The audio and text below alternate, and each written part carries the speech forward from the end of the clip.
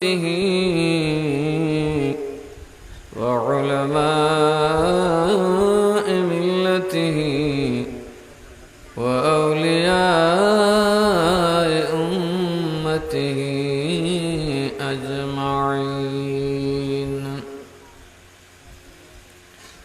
أما بعد فقد قال الله تعالى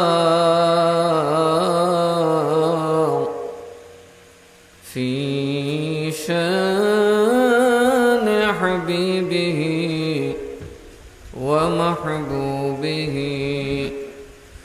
مخبرا وآمرا: إن الله وملائكته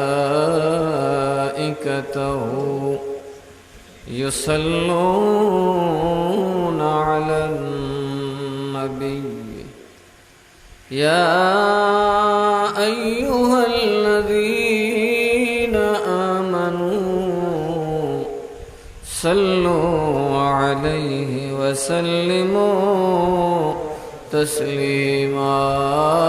اللهم صل على سيدنا مولانا محمد وعلى آل سيدنا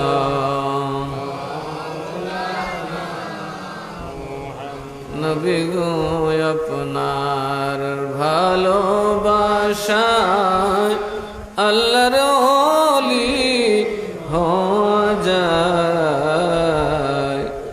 নবী গো আপনার ভালোবাসায় জন্নতবাসী হওয়া যায়। আল্লাহুম্মা সাল্লি আলা সাইয়্যিদিনা মাওলানা মুহাম্মদ ওয়া আলা আলি সাইয়্যিদিনা।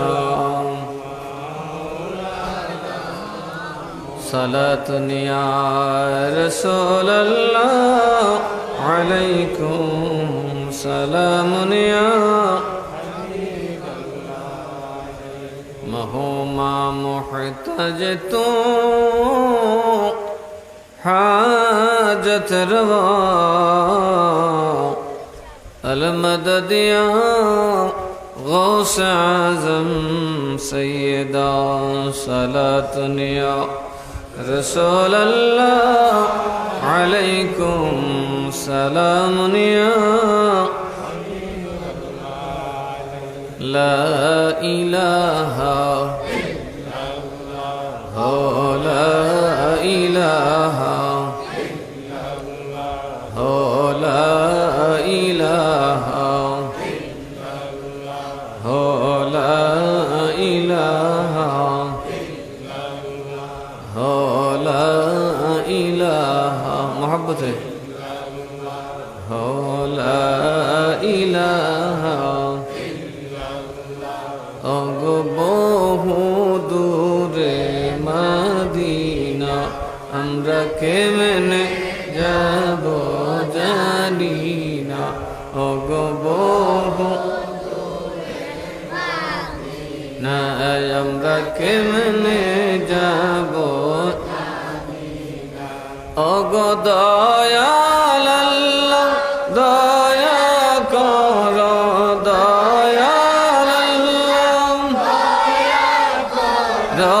নসিব করো মদিনা। লা ইলাহা ইল্লাল্লাহ লা ইলাহা লা ইলাহা ইল্লাল্লাহ মুহাম্মাদুর রাসূলুল্লাহ সাল্লাল্লাহু আলাইহি ওয়াসাল্লাম। ঈদ মিলাদুন নবী মাহফিল ঈদ মিলাদুন নবীর মাহফিল প্রথম করলেন ربنا إيمان درگن جلوس করোনা ঈমান درگن جلوس আল্লাহ কয় জিবরাইল শোনো না তুমি আসমান সাজাও জমিন সাজাও আসমান সাজাও জমিন সাজাও সাজাও বেহেশত খানা ঈমানদারগণ না ঈমানদারগণ ঈদ মিলাদুন নবীর মাহফিল ঈদ মিলাদুন নবীর মাহফিল প্রথম করলেন রব্বানা ঈমানদারগণ জুলুস করোনা ঈমান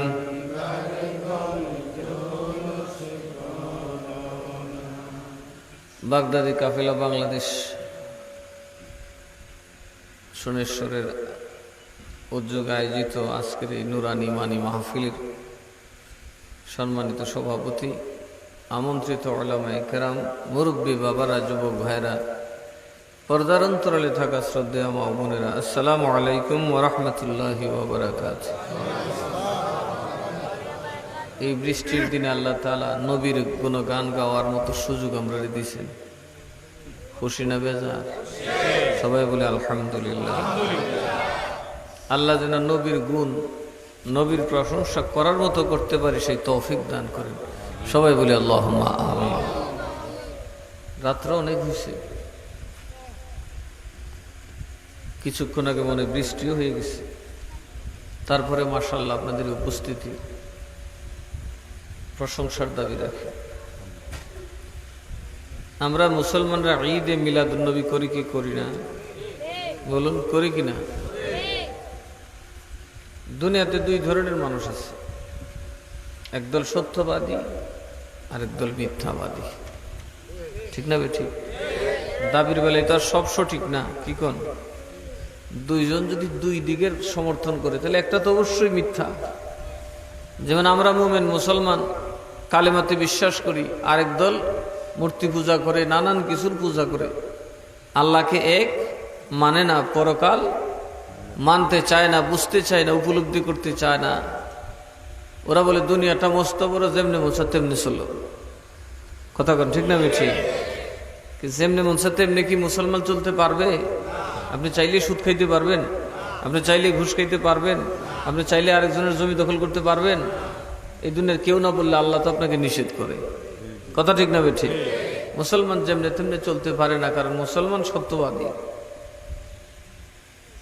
এজন্য মুসলমানের মধ্যে আবার দ্বন্দ্ব আছে, আছে না নাই? কেউ বলে ঈদে মিলাদুন নবী নাই, বেদাত। কথা কেন? কি মিলাদুন নবী কি? বেদাত। সুতরাং বেদাত করা কি যাবে না? বেদাত করা। আপনারা কোরআন শরীফ দেখছেন, 30 পারার কোরআন আপনারা পড়েননি? যারা মিলাদুন নবীকে বেদাত বলে, যারা নিজেরা বেদাতি দাবি করেন, এরা পড়ে কিনা? তো ওদেরকে বলবেন কালকে থেকে কোরআন শরীফ পড়া বাদ দাও, কারণ এই কোরআন বেদাত। বিদআত কাকে বলে সেটা আগে বুঝবেন। মালাম ইয়াকুন ফি আহাদি রাসূলিল্লাহ সাল্লাল্লাহু আলাইহি সাল্লাম, যেটা রসুলের যুগে, যেই কাজ রসুল করেন নাই, করার জন্য বলেনও নাই, ওই ধরনের নতুন কাজকে কি বলা হয়? বিদআত। কি বলা হয়? বিদআত বলা। আমরা যে কোরআন শরীফ এখন জের জবর ওয়ালা পড়ি,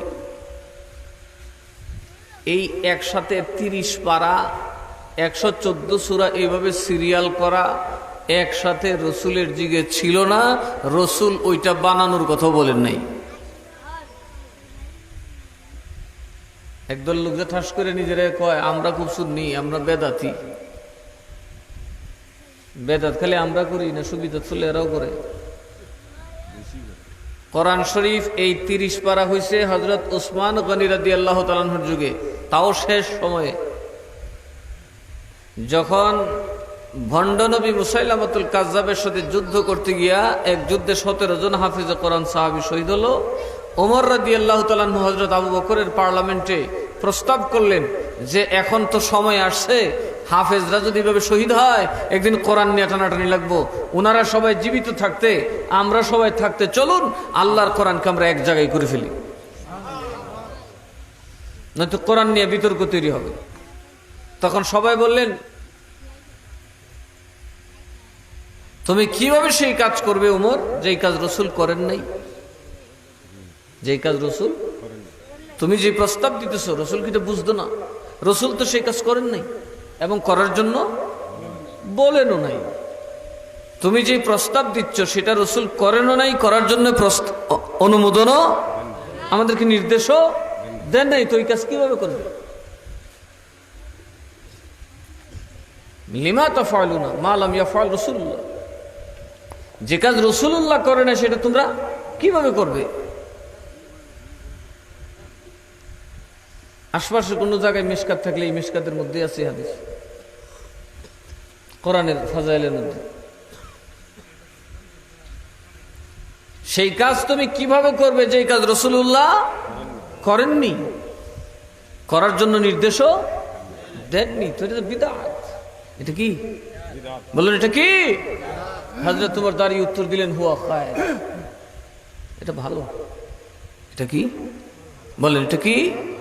উমরের উত্তর কি ছিল? হুয়া খায়র, এটা ভালো। সাহাবায়ে কেরাম বলেন ইয়েস।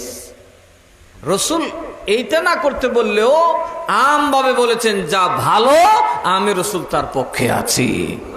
দলিল বুখারীর কিতাবুল ইলমের মধ্যে মান সান্না ফিল ইসলামে সুন্নাতান হাসানাতান ফালাহু আজরুহা ওয়া আজরু মান আমিলা বিহা। আমি নবীর পরে যদি দ্বীনে এমন কোন নতুন কর্মের উদ্ভাবন হয় যার দ্বারা দ্বীনের কল্যাণ হয়, ধর্মের সম্মান মর্যাদা বাড়ে, ওটা বিদআত না, ওটা আমি রাসূলের সুন্নাত। ওইটা যে ব্যক্তি আবিষ্কার করবে সে তো সওয়াব পাবেই, তাকে দেখে যত মানুষ ওই ভালো কাজটা উদযাপন করবে সকলে মিলে যে সওয়াব পাবে, উদ্ভাবক একাই সমান সওয়াব পাবে। ভালো কাজ সবাই কেরাম বললেন যদি এটা বিদআত, কিন্তু এটা কি ভালো। বাস দীর্ঘদিনের প্রচেষ্টায়, সাহাবায়ে কেরামের চেষ্টায় এই 30 পারা কোরআন শরীফ 114 সূরার এই সিরিয়াল রসুলের যুগে এইভাবে নাজিল হয় নাই।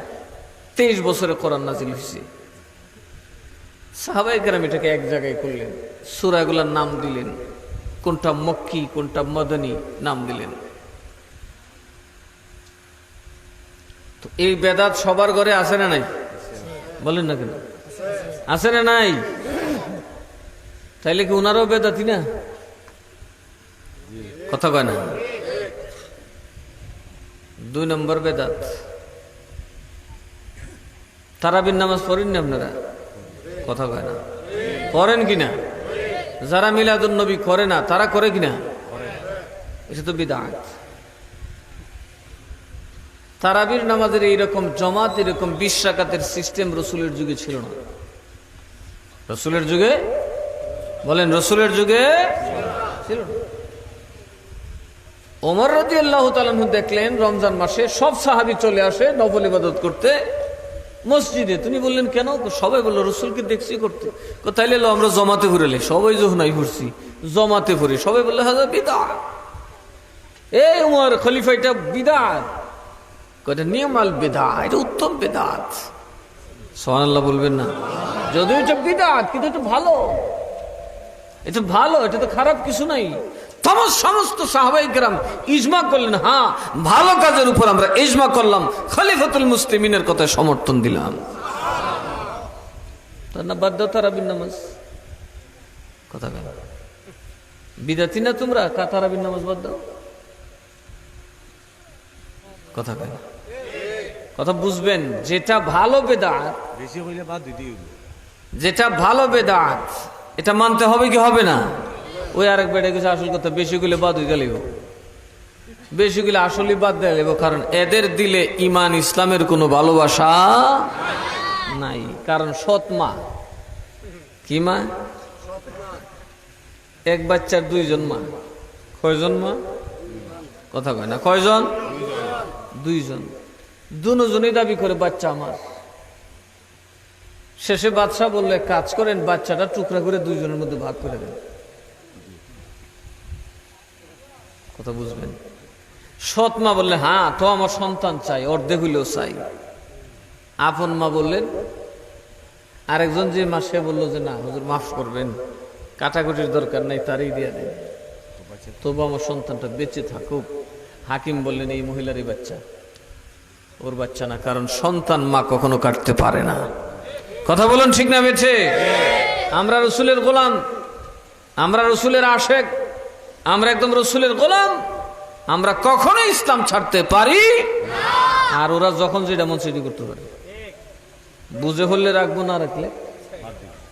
আর ওনার কথা অবস্থাপনার করছেই, আহলে হাদিসের তারা তারাবির নামাজ পড়ে না। কি নামাজ পড়ে না? এরা কটা বেদাত। তাহলে এই বেদাত সবের ঘরে ঘরে আছে না নাই? কেন মুরব্বীরা মানছেন মা আনা আলাইহি ওয়া আসহাবি? সুন্নি হতে গেলে, জান্নাতি হতে গেলে আমার সাহাবীকে মানতেই হবে। কাকে মানতে হবে? তো সাহাবায়ে কেরাম যেই কাজ করেছেন ওইটা মানলেন, আর নবী যেটা করছেন সেটাকে বেদাত বলে তালাক দিলেন। বেশি দূরে যেতে হবে না। কোন আলেম আমার কথা শুনলে মিশকাত শরীফ খুলেন, কিতাবুস সাওম, সোম ইয়ামুল ইসনাইন বাবের মধ্যে দেখেন,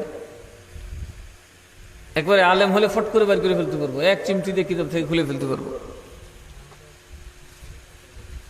আল্লাহর নবীকে প্রশ্ন করা হলো সাওমুল ইসনাইনের ব্যাপারে, সোমবার দিন নবীজি কেন রোজা রাখেন?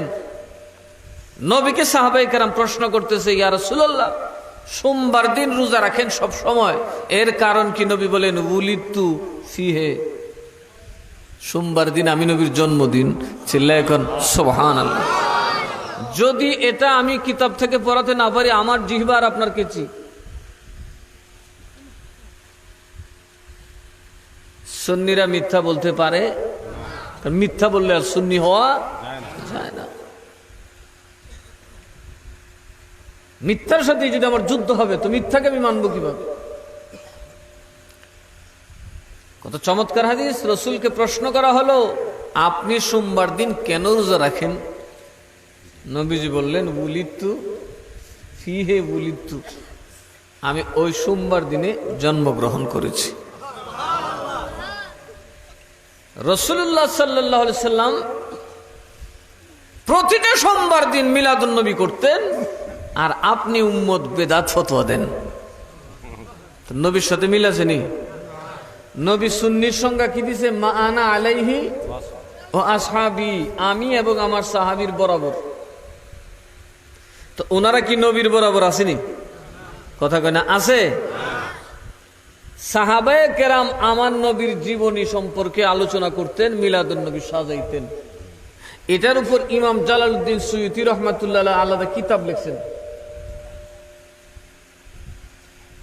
হাবিউল ফতোয়ার মধ্যে উনি আরো বিস্তারিত ফতোয়া দিয়েছেন।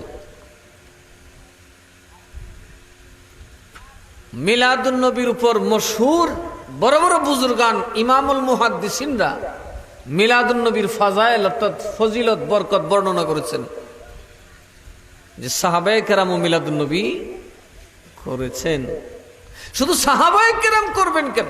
শুধু আমার নবী করবেন কেন? আমার নবী আসার আগে হযরত ঈসা রূহুল্লাহ আমার নবীর মিলাদুন নবী করেছেন, যেটা কোরআনে বলা হয়েছে ওয়া মুবাশশিরান বিরাসূলিন ইয়াতি মিন বাদি ইসমুহু আহমদ। এই খ্রিস্টান সম্প্রদায়, বিশ্ব জাতি, আমি তো নবুয়তের জন্য আসলে আসি নাই, আমি টেম্পোরারি নবী, আমার নবুয়ত সাকেত হয়ে যাবে। আমি আসছি আমার পরে আহমদ মুজতবার দাওয়াত দিতে, তিনি আসবেন চূড়ান্ত নবী। চিল্লায় এখন সুবহানাল্লাহ। ইয়াতি মিন বাদি ইসমুহু আহমদ, তিনি জন্মগ্রহণ করবেন আমার পরেই। নবীর মিলাদুন নবী করেছেন আমাদের জাতির পিতা ইব্রাহিম খলিলুল্লাহ। যখন তিনি খানায় কাবা বানালেন, বাপ ছেলে মিলে যখন খানায় কাবা বানালেন, দোয়াটা কি করছিল জানেননি? রব্বানা ওয়াবআস ফীহিম রাসূলা। এই লাম আলিফের উপরে তানবিনের তাফসীর বুঝেননি মৌলভী সাহেব? রব্বানা, দেখেন ইব্রাহিম নবী কি দোয়াটা করে কাবা শরীফের পাশে দাঁড়ায়, কাবা ঘর বানাইছে, এখন আল্লাহর কাছে দোয়া করতেছে, রব্বানা ওয়াবআস ফীহিম। ও আমি খলিলুল্লাহর রব, ওয়াবআস, আমি এই জমিনে হাবিবুল্লাহর বিআসত প্রার্থনা করতেছি। বিআসত বমানা মাওলিদ। রব্বুল আলামিন, ও আমি খলিলুল্লাহর রব, আপনি এখানে প্রেরণ করুন ফীহিম রাসূলা, আমার ইসমাইলের বংশ থেকে সাইয়্যিদুল মুরসালিন। এই আয়াতের তাফসীরে রাসূল বলছেন এই দোয়া আমি, আমার বাবা ইব্রাহিম খলিলুল্লাহ যে দোয়াটা করছিলেন রসুলের, সেটা আমি রসুলুল্লাহ হাবিবুল্লাহ। চিল্লায় কর না সুবহানাল্লাহ। কারণ তিনি ছাড়া এই খানায় কাবাকে পবিত্র করার কেউ নাই, তিনি সবচেয়ে বড় পবিত্রকারী। আমি ইব্রাহিম এটাকে বানাবো, এটা মূর্তির ঘর হবে, এটা মন্দির হয়ে যাবে, আর মুহাম্মদুর রাসূলুল্লাহ কদম মোবারক রাখবেন, কিয়ামত পর্যন্ত আল্লাহর রহমতের মারকাজ হয়ে যাবে।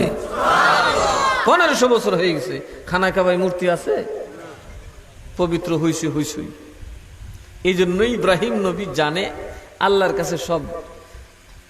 ও একটা আয়াত পড়ছে, ইখতাসু বিরহমাতিহি, আল্লাহর রহমত আগে থেকে নির্দিষ্ট, নবীর আগেই জানে কার দ্বারা কি হবে। এই জন্য ইব্রাহিম নবী দোয়া করলেন সাইয়্যিদুল মুরসালিনকে আমার ইসমাইলের বংশে দাও, ফীহিম, আল্লাহ আমি আমার ইসমাইলের জন্য দোয়া করতেছি, জোরে কর না সুবহানাল্লাহ। এই জন্য দেখা যায় ইসমাইল নবীর সৎ ভাই ইব্রাহিম খলিলুল্লাহর জানুসির হযরত ইসহাক আলাইহিস সালামের ঘরে বনি ইসরাইল হাজার হাজার নবী পয়দা হয়েছেন, আর যত সামান্য কয়েকজন নবীর মধ্যে একজন হচ্ছেন মুহাম্মদুর রাসূলুল্লাহ, যিনি সমস্ত নবীদের নবী, রসুলদের রসুল, সাইয়্যিদুল মুরসালিন, নবিয়ুল আম্বিয়া, মুহাম্মদুর রাসূলুল্লাহ সাল্লাল্লাহু আলাইহি ওয়াসাল্লাম। তো আমার নবী বলেন আমি ছিলাম ওই ইব্রাহিমের দোয়া। আল্লাহ ইব্রাহিম নবীর দোয়া কবুল করেছেন। তো ইব্রাহিম নবী কি আল্লাহর কাছে কি বলতেছেন? বিআসাতে মুহাম্মাদি, ভেলাদতে মুহাম্মাদি, হে আল্লাহ এই বংশে জন্ম দাও আমার মুহাম্মদকে। বলবেন না সুবহানাল্লাহ। ইব্রাহিম নবী কাবা ঘর বানায় মিলাদুন নবী আদায় করছে।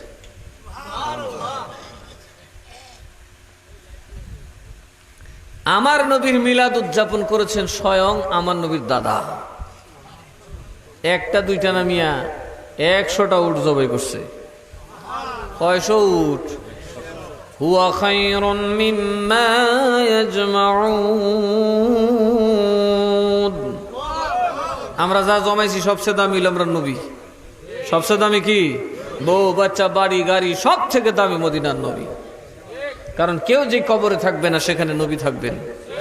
কেউ হাসরের ময়দানে আপন হবে না, যিনি আপন হবেন, যে জন হবে আপনা সে তো মদিনা। বলুন যে জন হবে আপনা সে তো মদিনা। কর লাগিয়া কন্দরে মন কর লাগিয়া বন্ধো, কেউ তো তোমার আপন হবে না, যে জন হবে আপনা সে তো মদিনা। বলুন যে জন হবে আপনা। একটু মোহাব্বতে সালাতুন ইয়া রাসূলুল্লাহ আলাইকুম সালামুন ইয়া। আমার আল্লাহর নবীর আব্বাজান হযরতে খাজা আব্দুল্লাহ খাজা, ওনার দাদা যান আমার দয়াল নবীর দাদার নাম হযরতে খাজা আব্দুল মুত্তালিব।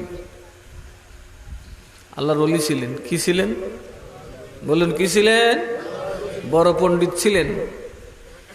উনি আব্দুল্লাহকে দেখেই বুঝছে আমার আব্দুল্লাহ সাধারণ কেউ না, নূর নবী আসবেন। উনি একদিন আল্লাহর ঘর খানায় কাবায় দোয়া করলেন, আল্লাহ গো, জমজমের কুয়াটা তো আপনি দেখাইতেছেন, কিন্তু আমি তো মাটি খুললে পারি না, আমার ছেলে মেয়ে নাই, ছেলে কম। আপনি আমার 10টা ছেলে যদি দেন, তাহলে আমি 10 ছেলের বিনিময়ে 1 ছেলে আপনার পথে কোরবানি দেব। ইব্রাহিম নবীর বংশ না, আমার বাপ করতে পারেন নাই, নেন নাই আপনি, কিন্তু আমি একটা পোলা দিব, 10টা দিলে। আল্লাহ পাক কবুল করলেন। হযরত আব্দুল মুত্তালিবের ঔরসের সন্তান হলো 10 পুত্র সন্তান। সর্বকনিষ্ঠ পুত্র সন্তানের নাম হলো আব্দুল্লাহ। সবার ছোটর জনের নাম কি? আব্দুল্লাহ। বহুদিন পরে আব্দুল মুত্তালিবের মনে হলো আমার মানতের কথা। উনি মানত করতে গেলেন, লটারি দিলেন, দেখা যায় 10 ছেলের থেকে নাম ওঠে আব্দুল্লাহর। নাম কার উঠে? আব্দুল মুত্তালিব কয় না, আল্লাহ আব্দুল্লাহ ছাড়া যারে সাউতারি দিব। আল্লাহ কয় আমি আব্দুল্লাহ ছাড়া কাউরে চাই না। বাকিরারে দিয়ে আমার মকসদ নাই, আব্দুল্লাহরে দিয়ে আমার মকসদ আছে। কারণ আব্দুল্লাহ হইল আমার নবীর নূর বহনকারী। জোরে কন্যা সুবহান। সুতরাং আমি আব্দুল্লাহরে ছাড়ব না। এখন আল্লাহ ছাড়ে না, আব্দুল মুত্তালিব দেয় না। আল্লাহটারে দিলে উঠে হযরত আব্দুল্লাহ না। এবার আব্দুল মুত্তালিব দৌড়া গেলেন একজন রাহেবের কাছে, একজন আল্লাহওয়ালার কাছে। দেখেন বুজুর্গদের কাছে কেন যাবেন? বুজুর্গরা মার্কেটও বয়ে বয়ে খাও খাও করে না। যারা আল্লাহর ওলি এরা থাকে চুপচাপ। আর আমরা দেশের বুজুর্গ আছে ডুল দিয়ে বাইরে, হামসে বড়া কন হ্যাঁ, কথা কয় না। মানুষ গেলে দাওয়াত করলে আমার টাইটেল এমনি এমনি লিখিস, কথা কয় না। আছে না নাই? ওই বুজুর্গের কাছে গেলেন, যাই বললেন, হুজুর আমি একটা বিপদের মধ্যে পড়ছি। কয় কি? ও আল্লাহর ওলি, আমি বিপদে পড়ছি। আমার একটা মানত ছিল, 10টা ছেলে হলে একটা কোরবানি দিব, কিন্তু এখন 10 জনের মধ্যে লটারি দিয়ে উঠে আব্দুল্লাহর নাম। আমি তো আব্দুল্লাহর জন্যই কোরবানি মানছি, আব্দুল্লাহরে দিলে আমার থাকলো কি? দরবেশ সব শুনলেন, শুনে বলেন, ওগো আব্দুল মুত্তালিব, আপনার বাবা যে কোরবানি দিছিল ইসমাইল জবিহুল্লাহ আল্লাহ নিছিল। কয় না। কয় কি দিছিল? কয় দুম্বা। তার মানে হলো আপনার আল্লাহ আপনার বাবার কোরবানিও গ্রহণ করে না, আপনারটা গ্রহণ করবে না। আল্লাহ জানে গো আব্দুল্লাহ সারা যে কারো নাম উঠলে আপনি কোরবানি করে ফেলবেন, এই জন্য আল্লাহ জানে কারে ধরলে আপনি দিবেন না। আপনার কলজা ধরে টান দিছে, দিতে পারবেন না। আপনি কোরবানি দিতে হলে আব্দুল্লাহকে দিতে হবে। কোথায় কি করুন? কোথায় কাজ করেন, ইসমাইল জবিহুল্লাহ যে আপনার পূর্বপুরুষ, তারে যেমনি বাঁচাইছেন এমনি সেভ করেন। কি করবেন? উনার জন্য যেমন দুম্বা কোরবানি দিছিল, দুম্বার বিনিময়ে ইসমাইল আলাইহিস সালামকে আল্লাহ ছাইরা দিছিল, আপনি এখন মুহাম্মদের বাপ আব্দুল্লাহর জন্য 10টা উট দিবেন। সুবহানাল্লাহ কইতেন না? কয়টা উট? একটা দুম্বাত কয়টা নাম? একটা একটা একটা দুম্বা মানে ছাগল বরাবর। একটা দুম্বাতে কয়টা নাম? একটা নাম। একটা উটে কয়টা নাম? 7টা নাম। একটা উঠে কয়টা নাম? 7টা নাম। এক নামে ছাড়ছে ইসমাইল জবিহুল্লাহ রে, আর আমার নবীর বাপের জন্য দিছে 70 নাম। 10টা উট দিলেন। আল্লাহ কয় 10 উঠে হবে না রে, আমার নবীর দাদার বাপের দামে তো কম হইলে হইব না। নবীর দাদা হইবা তো কম দিবা। এবার দিলেন 20 উট, হয় না। দিলেন 50, হয় না। দিলেন 90, হয় না। ওই আল্লাহর ওই ডেকে বলে, আব্দুল মুত্তালিব হুয়া খায়রুন মিম্মা ইয়াজমাউন, তিনি হলেন প্রেমিকের কাছে সব চাইতে দামি। সুতরাং ও আব্দুল মুত্তালিব, যতক্ষণ ওই মুহাম্মদের দাদা হওয়ার জন্য সর্বস্ব না দিবা, আমার আল্লাহ তোমার আব্দুল্লাহ রে ছাড়বে না। আমার আল্লাহ তোমার আব্দুল্লাহ রে ছাড়বে না। কোথাইলে আর কি করুম? নাও, আমার সম্পদ হইলে 100 উট। কয়শো উট? 100 উট আছে আমার, আর তো কিছু নাই। কারণ আমরা দেশে যেমন জমি জমা, আরব দেশ হইলে উট ভেড়া এগুলা ওইখানে তার জমি নাই, ক্ষেত কুত নাই তো। আমরা দেশে ধরেন ধনী লোক কেরা কয়খানি ক্ষেতের মালিক, কয়টা বাস, মার্কেটে কয়টা কি দোকান আছে সেই। কিন্তু আরবের মানুষ তখন ছিল ধনীগন্ত, কার উট কয়টা, কার ভেড়া কয়টা, কার ছাগল কয়টা। তো উনার সর্বসাকুল্যে 100 উট ছিল। কত? উনি বললেন, খোদায়ে আমার তো কিছু নাই, আমি আমার নবীর নাতি বললে গিয়া আমার সমুদয় সম্পত্তি 100 উট আব্দুল্লাহর জন্য দিয়ে দিলাম। এবার একদিকে 100 উট, আর একদিকে আমার নবীর আব্বাজানের নাম দিয়ে লটারি দিছে। আল্লাহ কার নাই কি করবা, আমার হাবিবের দাদা হইবা তো সব দিলাও। সুবহানাল্লাহ কইতেন না? সব দিয়ে দিছে। এইবার আব্দুল্লাহর নামের বদলে 100 উটের নাম উঠছে। এও আব্দুল্লাহ, আব্দুল মুত্তালিবের হুশের সীমা নাই, 100 উটের মায়া নাই, হয়ে গেছি সাইয়্যিদুল মুরসালিন রাহমাতুল লিল আলামিনের দাদা। জোরে কন্না সুবহানাল্লাহ। যেই নাতি যেই নবীর জুতা মুবারকের দুলির জন্য খোদার সব পাগল হবে রে, ওই নবীরে কুলে লইয়া কাঁধে লইয়া দৌড়াইবো আমি আব্দুল মুত্তালিব। আমার মতো ভাগ্য কয়জনের কপালে হইতে পারে?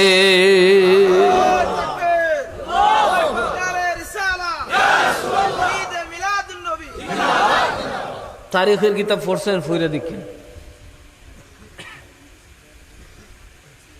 হযরত আব্দুল্লাহ বেঁচে গেলেন, দাদা 100 উট জবাই করে সারা দেশবাসীরে খাওয়াইছে। চিল্লায় কর না সুবহানাল্লাহ। নবী আসতেছেন। কে আসতেছেন? নবী আসতেছেন। তো এই নবীর আগমন আমরা বেজার কি কর? আপনার ক্ষেত্রে ধান হয়েছে খুব ভাম্পার, 20 মনের জায়গায় 40 মন, আপনি গাল ভুলায় বই দিয়েছেন।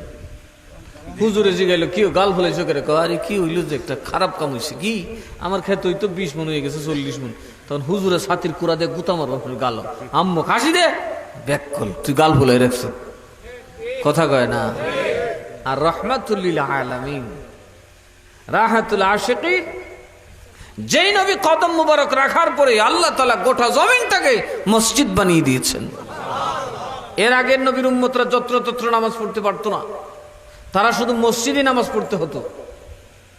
আর আমার নবীর বরকতে আল্লাহর নবীর উম্মতের জন্য নামাজ কাজা না হয়, গোটা বিশ্বের জমিনকে আল্লাহ তাআলা পবিত্র মসজিদ বানিয়ে দিয়েছেন।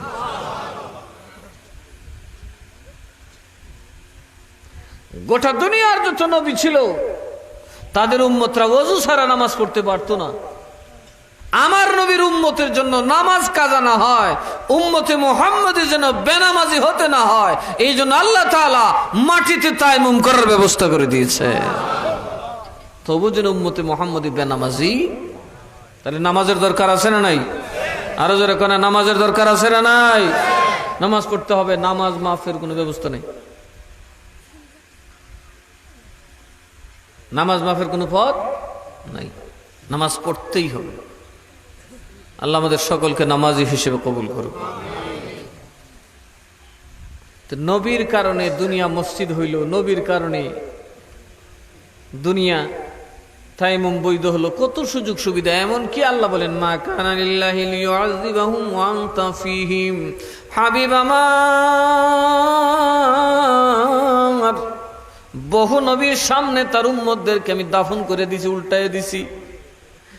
নবীর সামনে আমি তার গোত্রকে উল্টায়া দাফন করে ধ্বংস করে দিয়েছি হাবিব।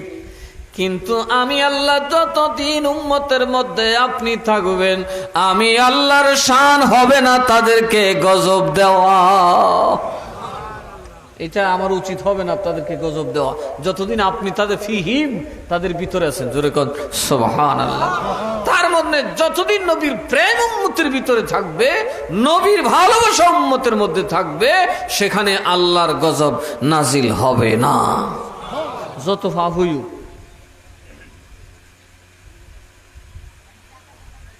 এবার আমার আল্লাহ কা ওয়ালাউ আন্নাহুম ইযলামু আনফুসাহুম জাউকা ফাস্তাগফিরুল্লাহ ওয়াস্তাগফারা লাহুমুর রাসূল লাওয়াজাদুল্লাহা তাওয়াবার রহিমা।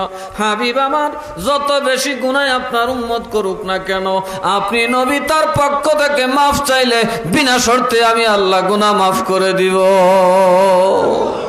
যত বড় গুনাহগারই হোক, যত জাতের গুনাহই সে করুক, হয়তো আমি তারা কাবায় গেলেও মাফ করতাম না, হাজরে আসওয়াদে সুমা দিলে মাফ করুম না, কিন্তু আপনি রসুল তার পক্ষ থেকে মাফ চাইলে উম্মতের এমন কেউ নাই যার গুনাহ আমি আল্লাহ মাফ করুম না।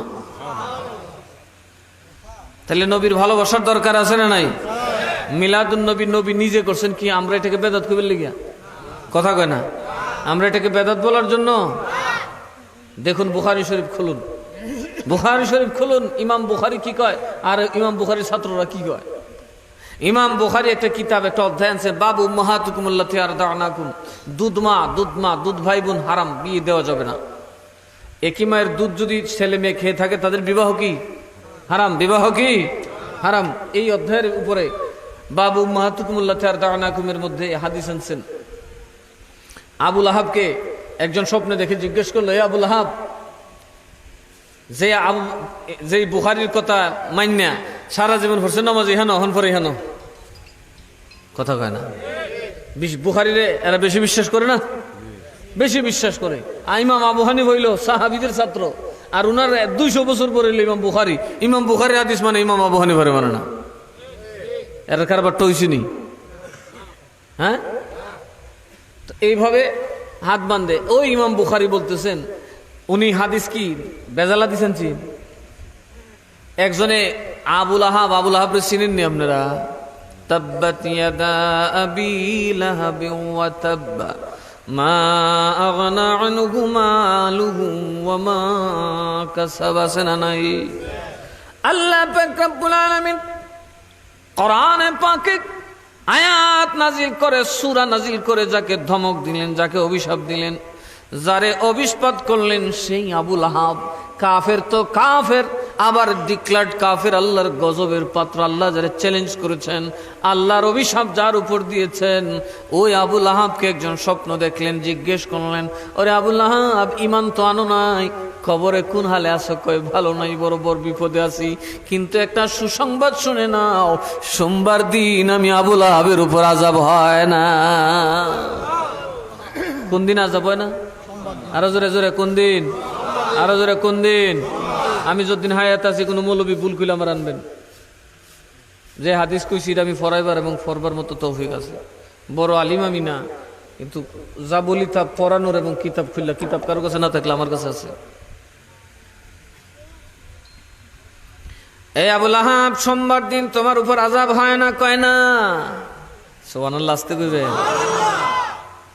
ওরে আবুল আহাব রে, তোর মতো কাট্টা কাফির, তোর মতো মালাউন জঘন্য পাপী জাহান্নামী নবীর দুশমন কেমনে সোমবার দিনে আযাব পাও না? কয় শোনো রে, শুধু কি তাই, আমার আঙ্গুলটা দেখো, এই আঙ্গুল মুখের ভিতরে ঢুকাইলে জাহান্নামের আগুনে ছটফট করে, পিপাসা লাগলে আঙ্গুল মুখে দিলে আমার তৃষ্ণাটা থাকে না, আমার তৃষ্ণা থাকে না। এবার রাবি বললেন, কিরে, কি কারণে তোমার এত বড় ফজিলত? তোমার মতো কাট্টা কাফেরকে আল্লাহ আরাম দিল কেন? বলে বেইতাকাতি সুয়াইবা, আমার বান্দি সুয়াইবারে আজাদ করার কারণে। এবার শানে উরুদ শুনেন, হাদিসের শানে উরুদ আছে। কি কারণে নবীজি হাদিস এই কথাটা আসছে, ইতাকাতি সুয়াইবা? আল্লাহর নবী যেদিন এই ধরাদমে আগমন করবেন, ওই রাতে আবুল আহাব আল্লাহ নবীর বাবাকে বড় ভালোবাসতেন, কারণ 10 ভাইয়ের সর্বকনিষ্ঠ ছোট ভাই, দেখতে চাঁদের মতো সুন্দর ছিল, থাকলে না জানি কত বড় বাদশাহ হতো রে, কিন্তু আমাদের আব্দুল্লাহ নাই। এই জন্য ওনার বাদির বুকে ছিল দুধ। উনি ডেকে বললেন, সোয়াইবারে, বাচ্চা জন্ম দেওয়ার পর মা বেহুশ থাকলে বাচ্চা দুধের জন্য কাঁদবে, তুমি চলে যাবে আমেনার ঘরে দুধ দেওয়ার জন্য। যখন আমেনার ঘরে কোনো পুত্র সন্তান হবে, ওই খবরটা সবার আগে দুধ পান করাইয়া আমি আবুল আহাবকে দিও। যদি বাতি যায় কি হয়? কথা কয় না, কি হয়? কারণ আইয়ামে জাহিলিয়াতের যুগে মেয়ে হইলে একটু বেজার হইতো, এরকম জাহিলিয়াতের যুগে আমরার মধ্যে আছে না নাই? সাবধান, আল্লাহর গজব পড়ে যাবে। মেয়ে যেই কথা, ছেলে একই কথা, দুটোই আল্লাহর বান্দা। কথা কন ঠিক না বেঠিক? আপনি তো আপনার ছেলে মেয়েকে আপনি মালিক নাকি? এদেরকে লালন পালন করতেন, উপযুক্ত মানুষ বানাবেন। ছেলে থেকে যা পাবেন মেয়ের থেকেও তাই পাবেন, ঠিক না বেঠিক? মেয়েরা ভালো কাজ করলে তার স্বভাবও পাবেন, ছেলে ভালো কাজ করলে তার স্বভাবও পাবেন। আমি দেখছি মেয়েরা পাপ করে কম, ছেলেরা করে বেশি। এবার বললেন, শোনো, আমি যখন সুয়াইবারে বললাম যদি ভাতিজা হয়, কারণ মরা ভাই মেয়ে হলে এটা দেখবে কি, আরবের তো নজির ভালো না। আরবের মানুষ তো মারে পর্যন্ত বন্টন করে নিয়ে যায় ভোগ করার জন্য, এটা তো মানুষ নয়। শিক্ষা দীক্ষা আছে কিন্তু মানবতা নাই। মেয়ে হলে বড় বিপদ হবে। তারপরেও তুমি যাও, আমেনার পাশে থাকবে। আমেনাকে দেখবে, যখন পুত্র সন্তান হবে রে, খবরটা সবার আগে তুমি আবু লাহাবকে দিবে। এই কথা বলে পাঠানোর পর 12 রবিউল আউয়াল সোমবার দিন সুবে সাদিকের সময়, যখন দুনিয়াদারদের আরামের ঘুমের সময়, আল্লাহওয়ালারা তখন ঘুমায় না, কারণ তখন ফজরের নামাজ। কথা কয় না? কিন্তু যারা বেনামাজি কাফের মুশরিক দেখবেন বাবা, এই সময় দেখবেন বেঘুর ঘুমের মধ্যে থাকে। আবু লাহাব তো দুনিয়াদার, অঘুর ঘুমের মধ্যে ভয় করে ঘুমাইতে আছে। এমন সময় দরজার মধ্যে টোকা দিছে, খুব বিরক্ত হইয়া কয়, কে? সোয়াইবা বলে, আমি গো মালিক, আমি। কয়, তাড়াতাড়ি আয়, কি খবর আনছস? আমার বাতিজা হইছে নি, খবরটা আগে দে। শুধু বাতিজা না গো, এমন বাতিজা যেমন মনে হইছে আকাশের চাঁদ জমিনে উদয় হয়। ওরে আকাশের চন্দ্র যেমন, ওরে আকাশের চন্দ্র যেমন জমিনে উদয় রে, রাসূল নামে ওকে লো মদিনায় রে, রাসূল না।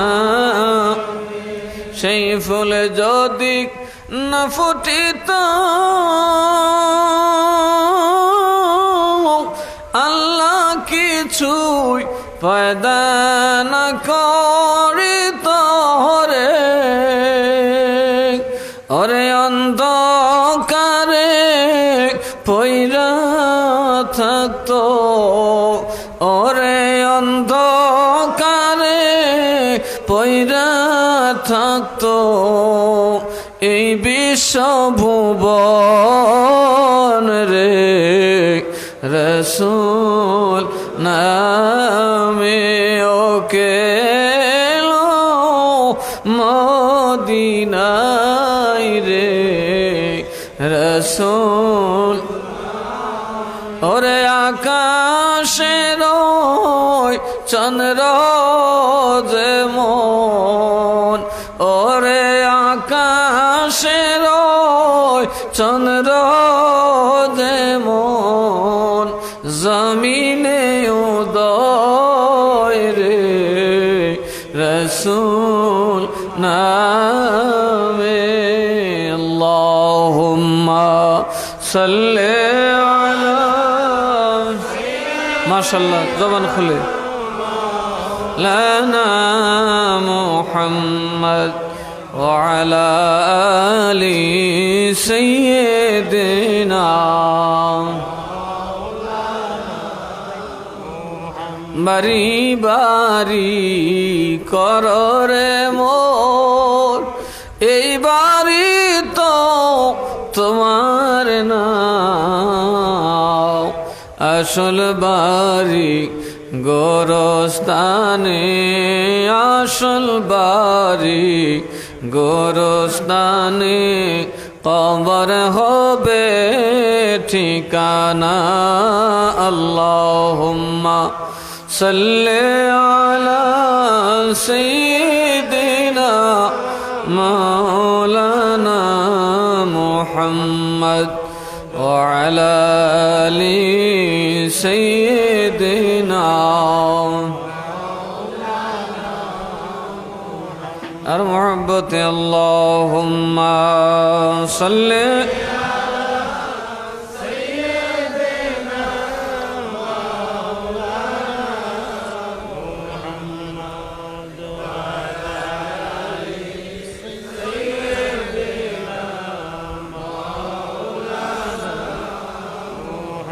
সালাতুন ইয়া রাসূলুল্লাহ,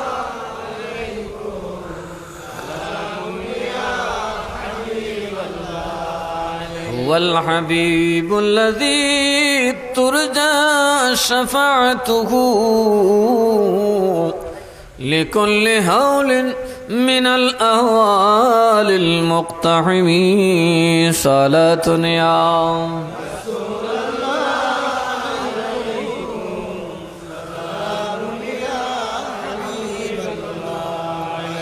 ذكرك للمشتاق خير شراب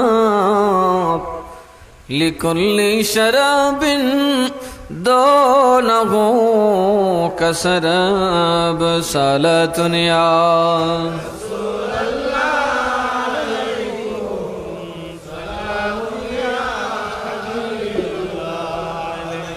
আমার বাবার রে যদি নবী না আইতো দুনিয়াতে অবস্থাটা কি হইতো বলে? এই পাঞ্জাবি টুপি আইতো, কথা কয় না, মুফতিগিরি আইতো, সেই নবীর আগমনে বেজার, কথা কয় না। সারা দুনিয়া খুশি, ইবলিস আবু কুবাইস পাহাড় বইয়া কান্দে। একজনের জিজ্ঞা কিও তুমি কান্দ করে? সাদে কান্দি, যেই বেটা আইসে আমার শেষ করে লিছে। কি সুন্দর কাবা গোট্টারে, আল্লাহর গোট্টারে শয়তানের ঘর বানাইছিলাম, কথা কয় না। একটা দুইটা না 360টা শয়তান দিয়ে বসছিলাম আল্লাহর ঘরে, 13টা বাজে। এখন যিনি কদম রাখছেন গো, ইব্রাহিমের দোয়া তো কবুল হইছে। যার কদমে জমিনে আসার কারণে কিয়ামত অবধি আল্লাহর ঘর পবিত্র হয়ে গেল। একে নাপাক করার ক্ষমতা আমি ইবলিসের আর হবে না, হবে না, হবে না। কারণ এখন গৌসুল আজম আসবে, খাজা গরিবে নওয়াজ আসবে, শাহজালাল আসবে, শাহপরান আসবে, নাসির উদ্দিন আসবে, মিরান শাহ আসবে, খাজা বাহাউদ্দিন নকশবন্দি আসবে, মুজাদ্দিদে আলফে সানি আসবে। কথা বলুন ঠিক না বে ঠিক? বহু আল্লাহর ওলি আসবে, যাদের কথাই পৃথিবী এখন চলবে। আউলিয়াদের ক্ষমতা আছে না নাই? আজকে এই আউলিয়াদের বিরুদ্ধে কথা বলা হয়। আজকে যত চাকচিক্যপূর্ণ মৌলবী আছে সব খালি আউলিয়ার বিরুদ্ধে কথা কয়, ঠিক না বে ঠিক? দেখুন একটু আউলিয়াদের ক্ষমতা। আমার চাচা ইতিহাসের প্রফেসর, উনি ওই দিন একটা ঘটনা বলছিল যেটা আমিও জানি না। রাজশাহীর একজন আল্লাহর ওলি আছেন, ওখানে মাজার, নাম হলো শাহ সুলতান বলখি। উনি কার পীর ছিলেন জানেন? দিল্লির মসনদের সবচেয়ে বড়, সারা ভারতের বাদশাহ হুমায়ুনের পীর ছিলেন। ছোট পীর না বড় পীর? কিন্তু বাদশার বাজুত আসেনি। আমরা তো বালা একটা মুরিদ দেখলে ফিরে বাড়ি বেঁধেলা, কথা কয় না দেখি, মোড়া ছোড়া মুরিদ ফেলে ফিরে আমরা বাড়ি বেঁধেলে যে বা ভাই সিরে বাবা সুইবার একটা বান, এরকম ফির নাই। আমিও তৈতম পারি, কিন্তু কোথায় দিল্লির মসনদে হুমায়ুন পরাজিত হলেন, শেরশাহ তারে দৌড়াইল দেশ থেকে, ক্ষমতা শেষ। ইরান থেকে চিঠি লেখছে, হুজুর আমি তো শেষ, আমার মসনদ আপনি ফিরে পাওয়ার জন্য দোয়া কর। আল্লাহর ওলি বললেন দোয়া করতে পারি, শর্ত আছে, আমারে সিন্নি দিতে হবে, কারণ বড় লোক রে সায়ানন জায়েজ, কথা কয় না। মুরিদের থেকে আমি চাই না, কিন্তু অমুরিদুল্লার বড় লোক হইলে করতে টেহা দাও, কারণ এরা তো টেহার পাগল, কথা কন ঠিক না বে ঠিক? আপনারা না আমাদের আশেক, 10 টাকা দিলেও বা 10 লাখের সমান দাম, কারণ মোহব্বত করেন, ঠিক না বে ঠিক? এই যে মাটি সাইডটা ফেসে বই দিছে, বড় লোকের বাপ ডাক লাইতো না, সিফাত ফুল লাইব, কথা কন। আর চেয়ারম্যান মেম্বার ইলেকশনের সময় মেম্বরটি আইব, কারণ এটা আপনারা কাছাকাছি তাই তো, এই জন্য এরা সিনাত কিছু নবীর এসক আছে, ঠিক না বে ঠিক? আর চেয়ারম্যান থেকে উপরে যত যাইবেন এটা টাইমের সময় বুটের সময়, কারণ এরা বুটের দরকার। আর এই আমরা ভোট নিয়ে এসে এরা যেটা মন সেটা করবো। এখন সচেতন হওয়ার সময় আসছে বাবা, ভোট কিন্তু বুঝ্য সূর্য দিয়েন। দেখতেছেন তো অবস্থা, মুসলমানের লাশ কবর থেকে উঠায় জ্বালায় দেয়, কথা কয় না তো? কারে চেয়ারম্যান সাহেব ভোট দিলে হবে? এইবার ভোটটা একটু বুঝা দিতে হবে, সুন্নির অন্তত একজন সুন্নি মানুষকে ভোট দিতে হবে, কথা কন ঠিক না বে ঠিক? এইবার আঙ্কি মাঙ্কি করে লইব না, অন্তত পার্লামেন্টের ভোট যে কাউরে দিতে পারবেন না সাবধান করে দিয়ে অবস্থা দেখতেছেন। শাহপুরানের মাজার ভেঙে লিতে যায়, কথা কয় না? এই যে এরা মাজার ভাঙ্গে, এরা মাজার ভাঙ্গার কথা কইছে কেটা? মাজার বানায় সাহাবি, ভাঙ্গে এরা যারা, কথা কয় না। মাজার ভাঙে কে? মাজার বানিয়েছে কে? সাহাবীরা। নবীর মাজার কেটে বানিয়েছি? আমরা বানিয়েছিলাম। বরবি সাহেবের মাজার আমরা বানিয়ে ইসলাম 1000 বছর আগে। কিও হ্যাঁ, 1350 বছর আগে ইমাম আজমের মাজারকে আমরা বানিয়েছিলাম। কথা কয় না, বুঝছেন? আমরা মাযহাবের ইমামকে, ইমাম উনার মাজার ফাক্কা, গুম্বুজওয়ালা, গিলাফওয়ালা। হানাফি মাযহাব, শাফি, মালিকি, হাম্বলি, সাইরো মাযহাবের ইমামের মাজার ফাক্কা, গুম্বুজওয়ালা, গিলাফওয়ালা। শিয়া সিত্তার ইমাম সহ বাইহাকি, মুয়াত্তা ইমাম মালিকের যত মুসান্নিফ ইমাম হাদিসের আছে সবার মাজার পাকা, গম্বুজওয়ালা। সব ইমামের মাজার ফাক্কা। আমি কোন জাতের মুক্তাদি? যা আমার এটা হুক্কা। কথা কয় না কে? একটা আছে মাজার যেন তেন মানুষের হয় না, ঠিক না? ঠিক। নুরাল পাগলার মাজার হবে না, নুরাল পাগলার মাজার হতে পারে না। তার মধ্যে মাজারের কোনো কোয়ালিটি নাই। তাই বলে তার মাজারে না ভাঙবা, তারা নিয়ে সাধারণ কবরে শোয়াই দিবা। লাশ জ্বালানো তো কারো অধিকার, বিশেষ করে মুসলমানকে কবরে দেওয়ার পরে কাউকে উঠানোর অধিকার কারোর। কারণ কবরে দেওয়ার পরে সে আর দুনিয়ার সাথে সম্পর্ক থাকে না, সেটা আল্লাহর জিম্মায় চলে যায়। কার জিম্মায় চলে যায়? এই জন্য কবর থেকে যদি কোনো লাশ দেখে সাথে সাথে দফন করে দেবেন, উঠায়েন না। কারণ এর মধ্যে এমন কিছু থাকতে পারে যে ভয়ে আপনার লাইফ শেষ হয়ে যাবে। কবরস্থ মানুষের দিকে তাকাবেন না, কারণ এতে আপনার ক্ষতি হবে। এই জন্য কবর দেওয়ার পরে আর তার দিকে তাকাইতে নাই, কারণ কবরে দেওয়ার পরে এটা কার জিম্মায় চলে যায়? আল্লাহ। এখানে আর আপনার সে করার কোন ক্ষমতা নেই। আর এরা কি শুরু করছে? ওই আল্লাহর ওলির কবর খুঁড়ালা, ওই আল্লাহর ওলির কবর খুঁড়ালা, আরেক নুরাল পাগলারে তো করে ফুইরালিছে। নাউজুবিল্লাহ কইবেন না।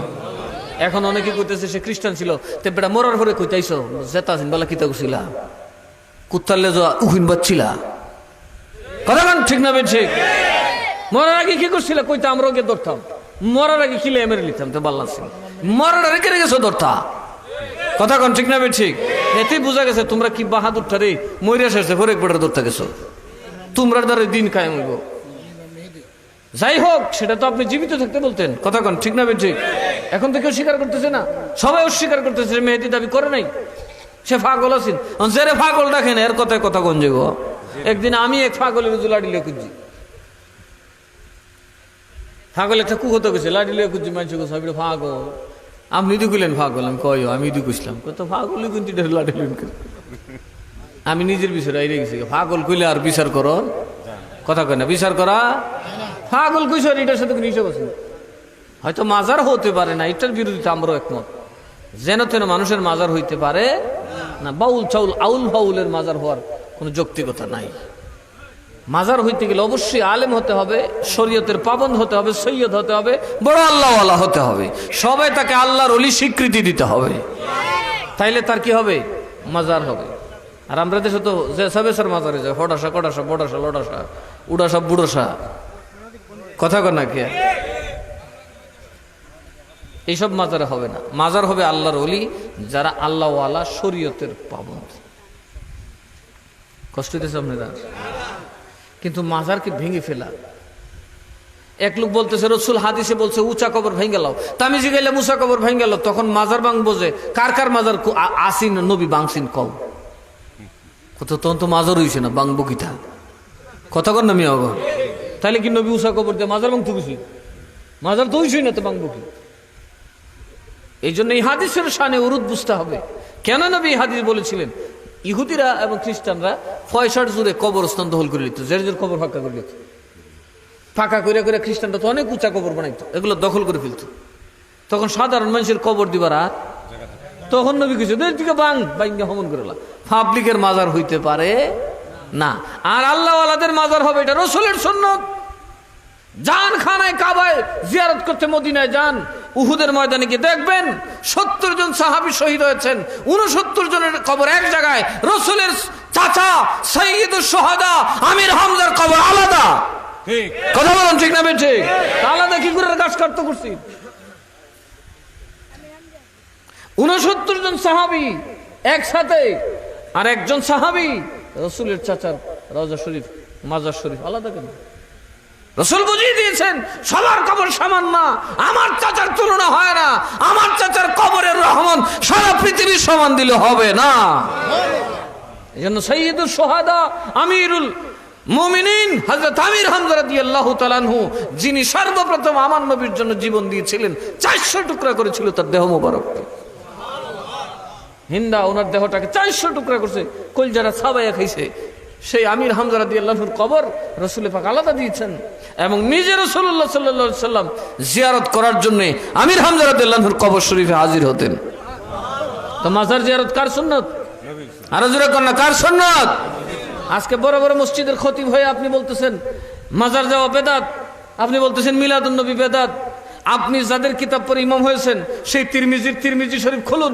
ইমাম তিরমিজি রাদিয়াল্লাহু আনহু উনার কিতাবের মধ্যে লেখছে বাবু মা জাআ ফি মিলাদিন নবী সাল্লাল্লাহু আলাইহি সাল্লাম, মিলাদুন নবী নামে অধ্যায় রচনা করেছেন ইমাম। আর ছাত্র কয় মিলাদুন নবীর কিতাব।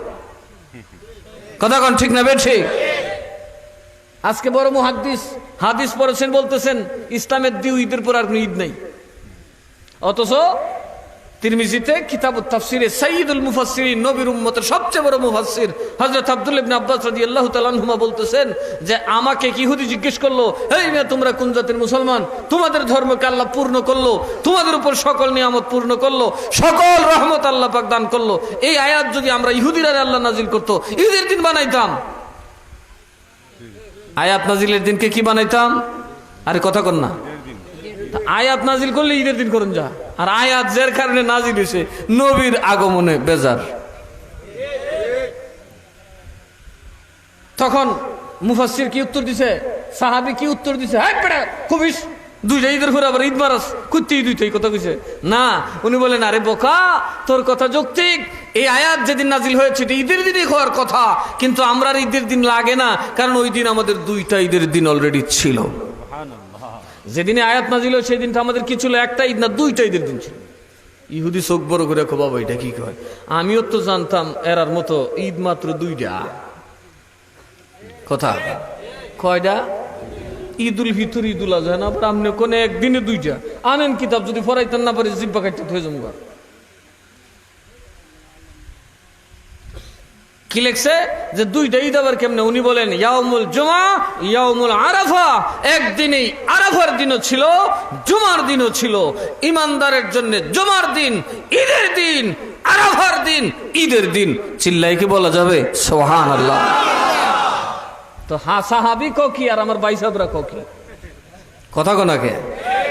এরা আমরা ভাই সাহেব না নি বেটা, এরা কি কাফির নি, কোনো মুনাফিক না, এরা তো মুসলমান আশাকে বেবস। কথা কোনাকে? কিন্তু এদের আকীদা আইসা পড়ছে কি ইহুদির আকীদা। কথা কোন ঠিক না বেটি? আকীদাতে মুনাফিকে ঢুকে গেছে, এতে এরা ক্ষতিগ্রস্ত হবে। এই জন্য আমরা মাসালা বলি যে আমার ভাই ক্ষতিগ্রস্ত হলে এটা আমাদের জন্য লাভ হবে। কথা বলুন।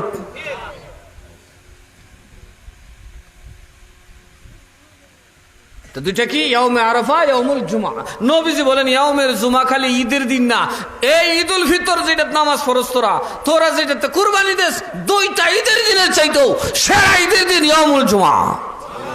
ইয়াউমুল জুমাতু আফজালুম মিন ইয়াউমিল ঈদাইন। মাসকাদিতে আছে কিতাবুল জুমা সালাতের মধ্যে বাবুল জুমা। আমার নবী বলেন যে জুমার দিনটা শুধু ঈদের দিন না, 2 ঈদের চাইতো সেরা ঈদের দিন। বুঝছেন? আবার সাহাবীরা নবীজিকে প্রশ্ন করতেছে, নবী গো জুমার দিনের এত ফজিলত কেন? 2 ঈদের চাইতে সেরা ঈদের দিন কেন? নবী কয় খুলিকা ফিহা আদম, এই দিনে আদমের জন্ম হয়েছে। কার জন্ম হয়েছে? আদমের অস্তিত্ব দিনে আসছে, আদম সৃষ্টি হয়েছে। আদম সৃষ্টির কারণে এই জুমার দিন 2 ঈদের চাইতে সেরা ঈদের দিন। এখন বলুন, আপনার আমার নবী আদমেরও নবী, সমস্ত নবীদের নবী, রাহমাতুল লিল আলামিন, সমস্ত দুনিয়াবাসীর শান্তির মার্কাজ আল্লাহর নবীর আগমনে ঈদ কি ছোট হইব না বড় হইব? আরো জোরে কোন। সকল ঈদের সেরা ঈদ ঈদে মিলাদুন নবী, সকল ঈদের সেরা ঈদ ঈদে মিলাদুন নবী। ঠিক না বেঠি? আর ওনারা দলিল হইতেছে না কুজ্জা কথা কথা দলিল ভাইব কই? লাঠি লিয়ে দৌড়ে বেড়াতে ফিরত। এখন লাঠি লিয়ে দৌড়লে কি কিতাব পড়বার টাইম তাই নি? কথা কোনা খেয়া খালি বেন্দালিয়ে ঘুরে কই দিয়ে ফাম মির্কি বেমারলেন কথা কোনা কে খালি জোর শক্তির পেশি শক্তি দেখে। কেন আপনি পেশির শক্তি দেখাবেন? আমার নবী কি কাউরে পেশার শক্তি দেখেছিলেন? কোন ইহুদিরা নবী জোর করে গলা চিপা দোষীন ইমান আনস না করে? নবীর কি শক্তি কম আছেন? যিনি আঙ্গুল মুবারক দেয় ইশারা দিলে সাত দু টুকরো ওই জায়গা, তিনি যদি আপনার একবারই মারতো উভয় থাকলো নি। যেই নবী আঙ্গুল মুবারক দিয়া পারমাণবিক বোম মারলে চাঁদের লাগাল ভাইবেননি কথা কনা? চাঁদে কইবা আমার নম্বর লাগালো হইতে না, কিন্তু সেই চাঁদ আমার রসুলের ডান হাত মুবারকের আঙ্গুল দিয়ে ইশারা দিলে দু টুকরা হয়ে যায়, ভয়ে থরথর করে কাঁপতে থাকে। সেই নবী সহ্য করেছেন, আর আপনি মেয়ে মানুষের বাড়ির দাওয়াত খাইয়া হুজুরে তোর ফেড হয়েছে, খালি কারে ভাইরা লিখতেন আর কারে দূরে লিখতেন কথা কয় না? এগুলো ধ্বংসের আলামত, এগুলো ইসলামকে অস্তিত্বহীন করবে। এগুলোতে খারেজিদের টিচিং ঢুকছে, অনেক খারেজি সুন্নিদের মধ্যে ঢুকে গেছে। এই ঢুকে সুন্নিদের ভিতরে খারেজিয়াত ঢুকিয়ে দিয়েছে। যেমন দারুল উলুম দেওবন্দ, এটা সুন্নি আকীদার উপর প্রতিষ্ঠিত, এর ভিতরে ঢুকছে এই খারেজিরা, ঢুকা তাদেরকে উচ্ছৃঙ্খল করে দিতেছে। এতে কি ইসলামের লাভ হইতেছে না ক্ষতি হইতেছে? আরো জোরে কোন লাভ হইতেছে না ক্ষতি হইতেছে? যাও মাইছে দুই একটা বুট দিলইলে এখন তো বুড়ো দিত বাবা রে বাবা মৌলবি যে পাগল, সংসদ ভবন মনে কামড়াই মানুষ খাই লিব কথা কন ঠিক না বেঠে? তাহলে আগামী নির্বাচনে কিন্তু সাবধান, ভোট দেবেন বুঝে শুনে। আমি কিন্তু আসবো এবার, নিজে তো ইলেকশন করব না, কিন্তু সুন্নি একজন প্রার্থী আমি বলছি হবিগঞ্জের আহলে সুন্নাত আপনারা দেন, আমরা কিছু ভোট দেই কথা কন ঠিক না বেঠে? কারণ একটা কথা মনে রাখবেন, একটা দরবারে লক্ষ লক্ষ মানুষ হয়, কোনো খবরে পাইছেন? কোন পেপারে আসবে না, কারণ তোর দরবারে তুই 1 না 5 লাখ বই থাকে, এটা তো ব্যাপার না। কিন্তু একজন এমপি কালকে হবিগঞ্জ থেকে ইলেকশন করে 50,000 ভোট হবে, সেটা সারা বিশ্ব জানবে কথা বলুন ঠিক না বেঠে? সারা বিশ্ব জানবে আহলে সুন্নাত ওয়াল জামাত এমপি বানানোর ক্ষমতা রাখে, সংসদে আসার ক্ষমতা রাখে। জামাত ইসলাম যদি 90 বছর লাগে, সুন্নিরা 90 দিনে এমপি বানাতে পারে। এটা প্রমাণ করতে হবে, এখন প্রমাণ করার সময় চলে আসছে। তাইলে দেখবেন আমার বাইসাপরা যে লিঙ্গুর ভিডিও তুলছে, এটা অটোমেটিক ট্রেন্ডের তুলেছে কথা বুঝেন নাই? কারণ এরা তো এখন দেখতেছে দেশটাই যেমন আমরা হুক্কা হুয়া কথা কন, একবারে পুরা হুক্কা হুয়ার মতো মনে যে দেশটা আমরা রই। এমদিকে মাজার ভেঙ্গে লাগা, এই এমেদিকে লাশ তুললে ফুরেলা, এমেদিকে মৌলবীরের দৌড়িলা, এমেদিকে মিলাদুন নবী ডিল মারে। আচ্ছা কি কারবার দেখেন, এক বেটা হাটাজারি মাদ্রাসার সামনে গিয়া এইভাবে আঙ্গুলটা সোজা করছে, সোজা করে একটা ছবি তুলছে, হুর হুর করিয়া হাজার হাজার ছাত্র বাইরে মারামারি শুরু করেছে। এটা কিতা কথা কথা এত কামরানি যদি মানুষের শৈল্য থাকে, এই মানুষের নেতাগিরি ভাইব? কিন্তু এই আঙ্গুলের ইশারা বুঝছেন, যার কিছু বদ অভ্যাস আছে এরা চিনি এটা গীতা কথা কন। তাই যে এই মাটির বাড়ি দিলে বলে গুনাগার সেতে কথা কয় না। আপনার প্রতিবেশী যদি লাউ চুরি করে ফাইতেন না রে খুঁজা, চোখ বুঝা গালি শুরু করে দেখেন, ফট করে ধরা হয়ে যাবো, অত বহুস করে কথা কয় না কে যাও কই না, এর লাগে খুব বেশি। আঙ্গুল ছবি তুলছে, এর আর আগুন লাগিয়েছে, যাইবেন খুব তো এরাও জানে এরা কত নম্বরের মানুষ কথা কয় না কে। কিন্তু আমরার দোষ তোরা এটা কই দিলি রে, আঙ্গুল খেলে দেশস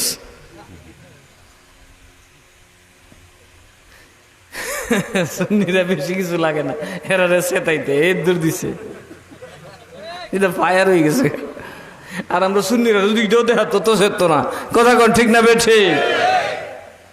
আর এর দূর হালি দেখাইছে, বুঝালিছে এরা সর্বনাশ।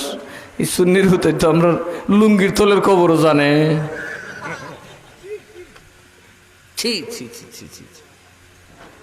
আমি স্পষ্ট বলি, আছে আপনাদের সেই সৎসাহস? এবার একটা ভোট চা খাইও দিতাম না, বিড়ি খাইও দিতাম না, আমার মদিনাওয়ালার পক্ষে সংসদে ইয়া রাসূলুল্লাহ যে বলবে তারে দিয়ালাম। পারবেন? পারবে? কতটা বলেন পারবে? রেডি হন, রেডি হন, আপনাদের দ্বারা এটা সম্ভব।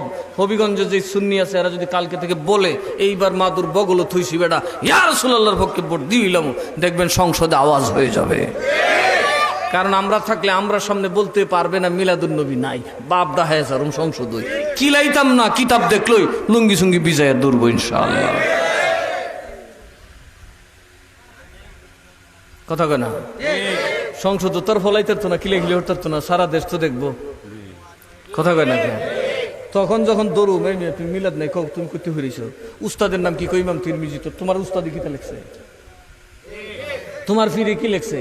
সমস্ত দেওবন্দি ওলামারা মুরব্বী যারা সব মিলাদুন নবীর পক্ষে। পড়েন ওলামায়ে দেওবন্দের আকায়েদের কিতাব আল মুহান্নাদ আল মুফান্নাদ, ওইটার মধ্যে খলিল আহমদ সাহারানপুরী সাহেব সমস্ত দেওবন্দির পক্ষে লেখছেন আমরা মাজার জিয়ারতকে সমর্থন করি, এমনকি আমরা মিলাদুন নবীকে সমর্থন করি। বাহরুল উলুম যিনি ছিলেন দেওবন্দের মোস্তাকের সবচেয়ে বড় আলেম, যিনি আল্লামা আশরাফ আলী থানভী সাহেব, উনি আলাদা কিতাব লিখছেন মিলাদুন নবীর, ঈদে মিলাদুন নবীর উপর। মারহাবা কর। তোমরা আবার এই 2 নম্বর হইলে কবে থেকে? ওই যে খারেজিরা সোয়া পাইছে কারা, এরা কইতারেন এর ভিতরে খারেজি ঢুকে গেছে। এদের যে বুজুর্গরা অত্যন্ত ধৈর্যশীল ছিল। আল্লাহ তাআলা আমাদেরকে বুঝার তৌফিক দান করুন। মিলাদুন নবী করলে লাভ আছে না নাই? ওই আবুল আহাবের মতো বেড়াই যদি আরাম পায়, তো তুমি আমি নবীর গোলামের আরামের কোনো সীমা থাকবো? সুতরাং বুঝবেন মিলাদুন নবীতে নবী সবচেয়ে বেশি খুশি হন। মিলাদুন নবীতে নবী কি সবচেয়ে বেশি? এই দিন মানুষকে দান করবেন, মানুষকে খাওয়াবেন, নিজে পারলে রোজা রাখবেন, মানুষকে রোজা রাখাবেন। নফল রোজার চাইতো বেশি সওয়াব হলো কোনো অভুক্তকে খানা খাওয়ায় দেওয়া। কথা বুঝেন না কি বলছি? কোনো অভুখা, যে মানুষটার জীবনে গোস্ত দেখে নাই বা বছরব্যাপী গোস্ত খায় নাই, এমন একটা মানুষ যারা গোস্ত দিলে খুব তৃপ্তির সাথে খাবে, বিরিয়ানি দিলে খুব আরামের সাথে খাবে, ওই মানুষটাকে আপনি খাওয়াই দেন। এটা নফল রোজা রাখছেন আপনি, তার চাইতে বেশি সওয়াব।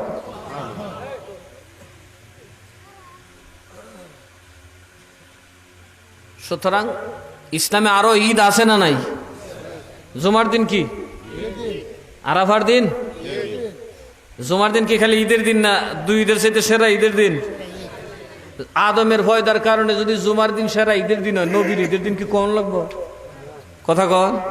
আল্লাহ কয় আদমের জন্মের ঈদ হলো একদিন, আর আমার হাবিবের জন্মে ঈদ হলো 24 ঘন্টা। দুনিয়াতে বরজখে, কবরে, হাসরে, সব জায়গায় উম্মতের ঈদের দিন। চিল্লায়ে এখন সুবহানাল্লাহ।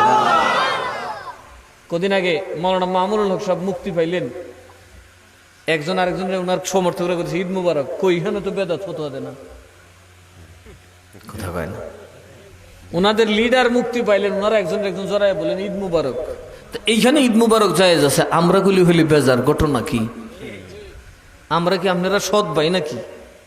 আমরা কি আরেক নবীর উম্মত নি কোন? কথা কয় না কে? নাকি আমরা একই নবীর উম্মত? তো আপনাদের বেলায় এত শেয়ান, আমরার বেলায় এত বৈষম্য কেন? তার মানে সুন্নিরাই সবচেয়ে বেশি বৈষম্যের শিকার, সরকারেরও বৈষম্যের শিকার, আপন ভাইয়ের বৈষম্যের শিকার। কথা বলুন ঠিক না বেঠে? এই আপন ভাই মুসলমানরা আমরা বৈষম্য করে, ইচ্ছা করে আমরা দলিলগুলো এরা কয় না সমাজে, আমরা কইলে আবার লাঠি ধরে। এই বৈষম্য থেকে আমাদের বাঁচার দরকার আছে না নাই? আরো জোরে কান আছে না নাই? আমি স্পষ্ট বলি, আপনারা কি বলেন, আমার সাথে একমত কিনা? একটা উপযুক্ত আলেম যদি আপনাদের হবিগঞ্জের সুন্নিরা কয় যে আমরা ভোট দেব, সুন্নিয়তের বিজয় নিশান একদিনে উঠাতে পারবেন, একদিনে। এখন আপনি মিয়া ভোট দিতেন না, খালি আমার পিছু ঠেলবাই, গরুর দিতেন না খাওন, খালি কমেন থেতে হাট 20-50 টেয়া আনছি, দৌড় দে বেড়া কর টেহাতে তো আমার গুজু কিনছত, তো আমার পেট চলবো কি দিয়া? কথা কন ঠিক না বেঠে? কাজেই ভোট একটা দামি সম্পদ। ভোটই হলো আপনার চূড়ান্ত রায়। কার মাহফিলে আপনি গেলেন তার রায় না, কারণ একটা মাহফিলে কত জাতের মানুষ যায় কি যায় না? ওই যে আপনি দেখছেন আপনার ওই কি বলে এই বাইজিদের যে উরুস, হজরত শাহ বাইজিদের উরুসে আমি দেখছি বেশিরভাগ মানুষই আপনার ওই সিংহগ্রাম আর তেগুরা। কথা বলে আবার দেখলাম বেড টেন লইয়া গেছে, বউ লইয়া গেছে, উজু উরুস করতাম হয়েছি, বান্নি হুরিতাম হয়েছি, আমি হি দোয়া হরতাম হয়েছি। দেখা গেছে উরুসও সবই যাইতেছে। কথা কন ঠিক না বে ঠিক? যে উরুস মানে নেই আরো বেশি যা। কাজে সভা সমিতির দরবারে মানুষ হলে এটা গ্রান্টেড হবে না, এটা কাউন্টেবল হবে না। সংসদে কার অবস্থান কি সেটা হচ্ছে গ্রান্টেড। কথা কন ঠিক না বে ঠিক? বলুন আপনাদের হবিগঞ্জ জামাতের কয়টা ভোটার আছে? দাঁড়িপাল্লার কয়টা ভোটার আছে? কয়টা মাহফিল হয়? আজকে তারা দেশের মাতবরি করতেছে, পুলিশ তারারে বাপ ডাহে, আর্মি তারারে সাসা ডাহে। আর আমরা ওইটা দেখা কারণ কারণ এরা জানে আমরার মুরিদরা আমরার বুট দিত না, আমরার মুরিদরা আমরার বুট দিত না, আমরার বিশ্বাস করে না। অথচ আমরা মুরিদরা আমরার ওয়াদা করছে আমরার মাল আমরার জান আমরার সুন্নিরা সব আপনারা লইয়া কথা কন ঠিক না বেঠে? আর আইলে বুট দিত না। এখন বাস্তবতা দেখাতে হবে, নাইলে আজকে নুরা পাগলারে ধরছে, কালকে আপনার হিসাবরে ধরবো, আমি ওয়াইসিরও ধরবো, এই গরগার হিসাবরেও ধরবো। কথা কন কে? এটা সুর, কারণ সুর যখন গড়ে ঢুকে তখন কোন দরজাটা ভাঙ্গে? শক্ত দরজাটা। কোনটা? যে দরজাটারে মালিক কোনো গুরুত্ব গুনে ধরা লক্কর চক্কর দরজাটাকে ফেলা দেয় খুলবো আগে। এটা খোলার পরে ঘরের দরজা খুলবো, এইটা খোলার পরে কোনটা খুলবো? আলমারির দরজাটা খুলবো। আলমারির দরজা খোলার পরে কোনটা তার দিব? আপনার কলজাটা তার দিব, স্বর্ণ অলঙ্কার টাকা পয়সাটা হাত দেবে। আপনি এই কথা মনে করেন না এই ভাঙ্গা দরজায় চোর খেয়াল করবে না, ভাঙ্গা দরজায় ধরার মানে হইলো আসল দরজা তাইতেছে। কথা কনা কে? কাজে যারা মাজারপন্থী এদের সতর্ক হওয়ার সময় চলে আসছে। মাজার গুলা সেরেকের আস্তানা না, মাজার গুলা হচ্ছে আল্লাহর রহমতের মারকাজ। আল্লাহর রহমতের কি মারকাজ? বসুন, আলোচনা শুনুন, কোরআন শরীফ ভালো করে পড়ুন। যারা আল্লাহর পথে জীবন দেয় শহীদ হয়, আর যারা আল্লাহর পথে কাজ করতে করতে মারা যায়, খোদা বলেন তারা গুনাহ নিয়ে কবরে যায় না। লা মাগফিরাতুন মিনাল্লাহ, তারা গুনাহ নিয়ে কবরে যায় না, আমি তাদের গুনাহ নিজ দায়িত্বে মাফ করে দিই। যারা কি করে? দিনের কাজ করে। কিসের কাজ করে? আরো জোরে বলেন, কিসের কাজ করে? দিনের কাজ করে। তারা কি করতে হয়? মিরান শাহ তাতারির কি এলেম ছিল না? যোগ্যতা ছিল না? বানুষার মতো মূর্খ বেটারা যদি অলি বানাইতে পারে, বেটা ফু দিলে কত পরিমাণ স্বর্ণ, মাটি স্বর্ণ হইল। কেউ দেশ দিকে নালে লেখলই। ওই যে বলছিলাম অলির কথা মনে আসেনি? বাদশাহ হুমায়ুন আস্ত ভারতবর্ষের মালিক, ক্ষমতা নাই, এখন ফির সাহেব রেগে কর হুজুর আমার লাগে একটা দোয়া করেন। হুজুরে শর্ত দিছে, বাবা সিন্নি কত দিবে?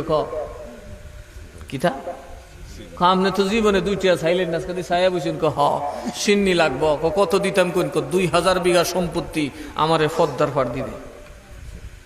কত? 2000। ওনার উদ্দেশ্যে ওনার ভক্তদের মধ্যে বাইটা দিবে। কারণ ওই সময় যারা মুসলমান হইতো তাদেরকে তো নির্যাতন করা হইতো। ওখানে তো নৌ মুসলিম হলে তাদেরকে বাড়ি ঘর দেওয়া লাগে না? তো ওনার কাছে প্রচুর অমুসলিম মুসলমান হইতো। এই জন্য উনি বললেন আমাকে তুমি 2000 বিঘা সম্পত্তি দিবা। তার মানে এর মাধ্যমে অনেক মুসলমানের নৌ মুসলিমের ব্যবস্থা করে ফেলবে। কয়ে ইনশাল্লাহ হুজুর মঞ্জুর। ইনশাল্লাহ কি মঞ্জুর? হুজুর দোয়া করলেন, হারানো রাজত্ব হুমায়ুন ফিরে পেলেন। ফিরে পাওয়ার পর হুজুর চিঠি পাঠালেন, আমার 2000 বিঘা কই? বাদশাহ খুব তাড়াতাড়ি সম্পত্তি লেখে হুজুরের নামে পাঠালেন। একটা শূন্য কম, একটা শূন্য। তাহলে কত বিঘা হইল? কত কেন? কত? হুজুর দলিল দেখা বললেন না, এটা রিসিভ করুন না, এটা ভুল।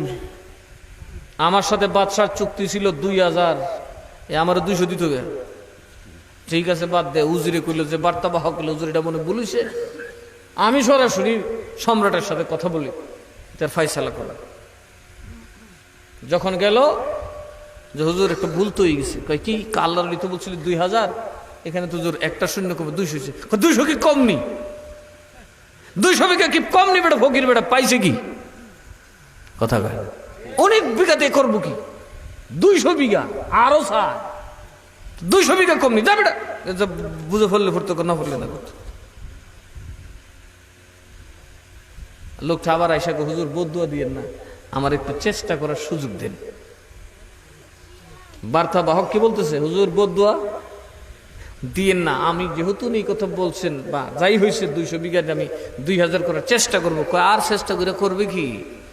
এই কিছুক্ষণ আগে লাইব্রেরিতে বই পড়ার থেকে বের হতে, যে লাইব্রেরিতে 1100 বার ডেলি উঠছে পড়ছে না, আজকে হইরা মইরা কার রয়েছে?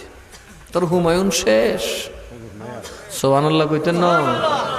তোর হুমায়ুন কি শেষ? ফেয়াদা তো কবরই না, পানিটি কি কর? কোথায় রাজশাহী, কোথায় দিল্লি? ঘরে বসেই তিনি মৃত্যুর খবরটা সাথে সাথে দিয়ে দিয়েছেন যে এই মাত্র লাইব্রেরি থেকে বের হতে পা ফসকে পড়ে তোর বাদশাহ হুমায়ুনের লাইফ শেষ, বাদশাহী খতম। আর আমারে শূন্য দেওয়া লাগবো না। জোরে কন্যা সুবহান। এই আল্লাহর ওলিরা যদি না থাকে তাহলে আমাদের অস্তিত্ব থাকবে? আসলে এই দেশ মসনদ শাসন করে কি আল্লাহর? আরো জোরে কোন আল্লাহর। আজকে এই রাজনৈতিক নেতারা এই অপদস্থির কারণ কি? এরা সব সময় মাজারে যায়, শাহজালাল সাহেবের মাজারে গিয়া কও আল্লাহর ওলি তোমার উসিলা দিয়ে দোয়া করে তোমার ইজ্জত বাড়ামু। দরবারে দরবারে দৌড়ে ক্ষমতায় যাওয়ার পরে আউলিয়ারে চিনি না। কথা কয় মাজারে বোমা মারলে বিচার হয় না? কথা কয় না? মাজারে তীর খুন হইলে তার বিচার হয় না, সুন্নিদেরকে জবাই করলে তার মামলা হয় না, সুন্নি ইমামকে মাফ করে হত্যা করলে তার মামলা নিতে চায় না। সুতরাং এইবার কিন্তু আগের মতো পরিবেশ নাই। সুন্নিরা রেডি হয়ে যান। এইবার ইনশাল্লাহ ইয়া রাসূলুল্লাহ কইয়া সুন্নিরার মার্কাতে একটা ভোট মেরে দেন। কথা কয় না? যেমন ইসলামী ফ্রন্ট আছে, এটা আগাগোড়া সুন্নিদের পক্ষে। এদের রাজনীতির উদ্দেশ্যই হলো সুন্নি জামাতকে এগিয়ে নিয়ে যাওয়া। এরা ওই টাকার জন্য রাজনীতি করে না বা ক্ষমতার জন্য রাজনীতি করে না। এই সংগঠনটা হয়েছেই পীর মাশায়েখদের সেনাবাহিনী হিসাবে। পীর আউলিয়াদের উপর অ্যাটাক করলে ছাত্র সেনা ইসলামী ফ্রন্ট ময়দানে ঝাঁপিয়ে পড়ে। তো কাজে আমাদের এখন এটা দেখাই দিতে হবে যে এই দেশ কি শাহজালালের নাকি এই দেশ জামাত ইসলামের? কথা বলুন। মুগ্ধা খুলিব এখন ভোট দিতে, শিল মারতে, শিল দিয়ে প্রমাণ করতে হবে যে এই দেশ শাহজালালের দেশ। কথা বলুন ঠিক না বে ঠিক? আল্লাহ আমাদেরকে তৌফিক দান করুন। সালাতুন ইয়া রাসূলুল্লাহ আলাইকুম সালামুন ইয়া হাবিবাল্লাহ মাহুমা মুহতাজ তু হাজত রা المدد يا غوث اعظم سيدا صلاة يا رسول الله عليكم سلام يا। আমার কথাটা কানে থাকবো তো আপনারা? এবার দেখাই দিতে এটা দাড়িপাল্লার দেশ না শাহজালালের মোমবাতির দেশ? কথা কোন ঠিক না বেছে? এটা এবার দেখাই দিতে হবে ইনশাআল্লাহ। আপনারা হবিগঞ্জবাসী যদি একবার শপথ করেন কালকেই সংসদে সুন্নিয়তের আলো জ্বলবে। কারণ সুন্নিদের সবচেয়ে বড় সমস্যা হলো এরা তো ঘাউ ঘাউ করতে পারে না, পজিশনে গিয়ে কথা বলে না, সবসময় পিছনে থাকে। বাবা পিছনে থাকলে তো আর চলবে না। কারণ যেখানে দুশ্মন চলে গেছে, মাজার ভাঙার জন্য এখন সংসদকে ব্যবহার করা হয়, প্রশাসনকে ব্যবহার করা হয়, সেখানে আপনি কিন্তু ঘরে বসে থাকলে লাভ। এই পুলিশ কিন্তু কোনো পীরের দাসত্ব করে না, ভোটের দাসত্ব করে। কথা বলুন ঠিক না ঠিক? আজকে আমার বাড়ি ব্রাহ্মণবাড়িয়া, আমাকেও যদি আপনারা ভোট দিয়ে নির্বাচিত করেন, আপনাদের এই 3 থানার ওসি আমার স্যার ডাকতে বাধ্য। কথা বলেন ঠিক না ঠিক? কারণ তারা ভোটের গোলাম, জনগণের সেবক। তাদেরকে জনগণ যাকে রায় দেবে তাকে মানতে হবে। তাহলে আজকে পুলিশ যদি আপনার পক্ষে না থাকে, আপনার খানকে আপনি সেফ করবেন কিভাবে বলেন? সেফ করতে হলে তো প্রশাসন লাগবে, লাগবে কি লাগবে না? আর্মি বলেন, আর্মি এসে প্রোটোকল কাকে দেবে? আপনাদের এলাকার বেটা ফেল করছে, এটা দিব না, আমি ব্রাহ্মণবাড়ির থেকে পাশ করলে আমাকে দিবে, কারণ জনগণের রায় আমার পক্ষে। সুতরাং এখন জনগণ রায় দেওয়ার সময় আসছে, আহলে সুন্নাত ওয়াল জামাতকে বিজয়ী করে সংসদে পাঠাতে হবে। রাজি আছেন না আপনারা? নারায়ে তাকবীর, নারায়ে রিসালাত, নারায়ে গাউসিয়া, আহলে সুন্নাত ওয়াল জামাত। নবী ওলি যেখানে, নবী ওলি যেখানে, আল্লাহর ওলির মাজারে সবাই যাবো জিয়ারতে, আল্লাহর ওলির মাজারেতে, আল্লাহর ওলির মাজারেতে সব জিয়ারতে যাবেন। যত বেশি পারেন জিয়ারতে যাবেন। ফতুয়া লাগবে, দলিল লাগবে, কোরআন টিকা লাগবে, হাদিস টিকা লাগবে, প্র্যাকটিক্যাল লাগবে, সব দিন। আপনাদের ভয়ের কোনো কারণ নাই। আল্লাহ আমাদেরকে হেফাজত করুন। অনেক রাত হয়েছে বাবা, এই মুখের চুলকানি মুজদু বাজে গেছে একটা। আমি কি সেই সকাল থেকে ঝামেলা, জুমার নামাজ পড়াইছি, এরপর আবার ওই বুঝেনি তো মানুষ এত হয়। 10টা বাজে আমি আমার চেম্বার থেকে উঠতেই এখন দৌড়ে উঠছি গাড়িতে। আবার গাড়িতে উঠার পর এক দলের ফোন, এরা তো বই উড়িয়েছে কোন সময় আমি উঠুম আর ফোন দেওয়া শুরু করবো। এই ফোন ধরতে ধরতে আসছি সোনেশ্বর। এরপরে যে কতজনের কত আবদার, ইনশাল্লাহ আমি আসা যাওয়াতে থাকবো, আপনাদের আবদারও পূরণ হবে। আপনারা আমার ভালোবাসার মানুষ, আপনাদের বাড়ি ঘরে আমার বাড়ি ঘর। কথা কয় না?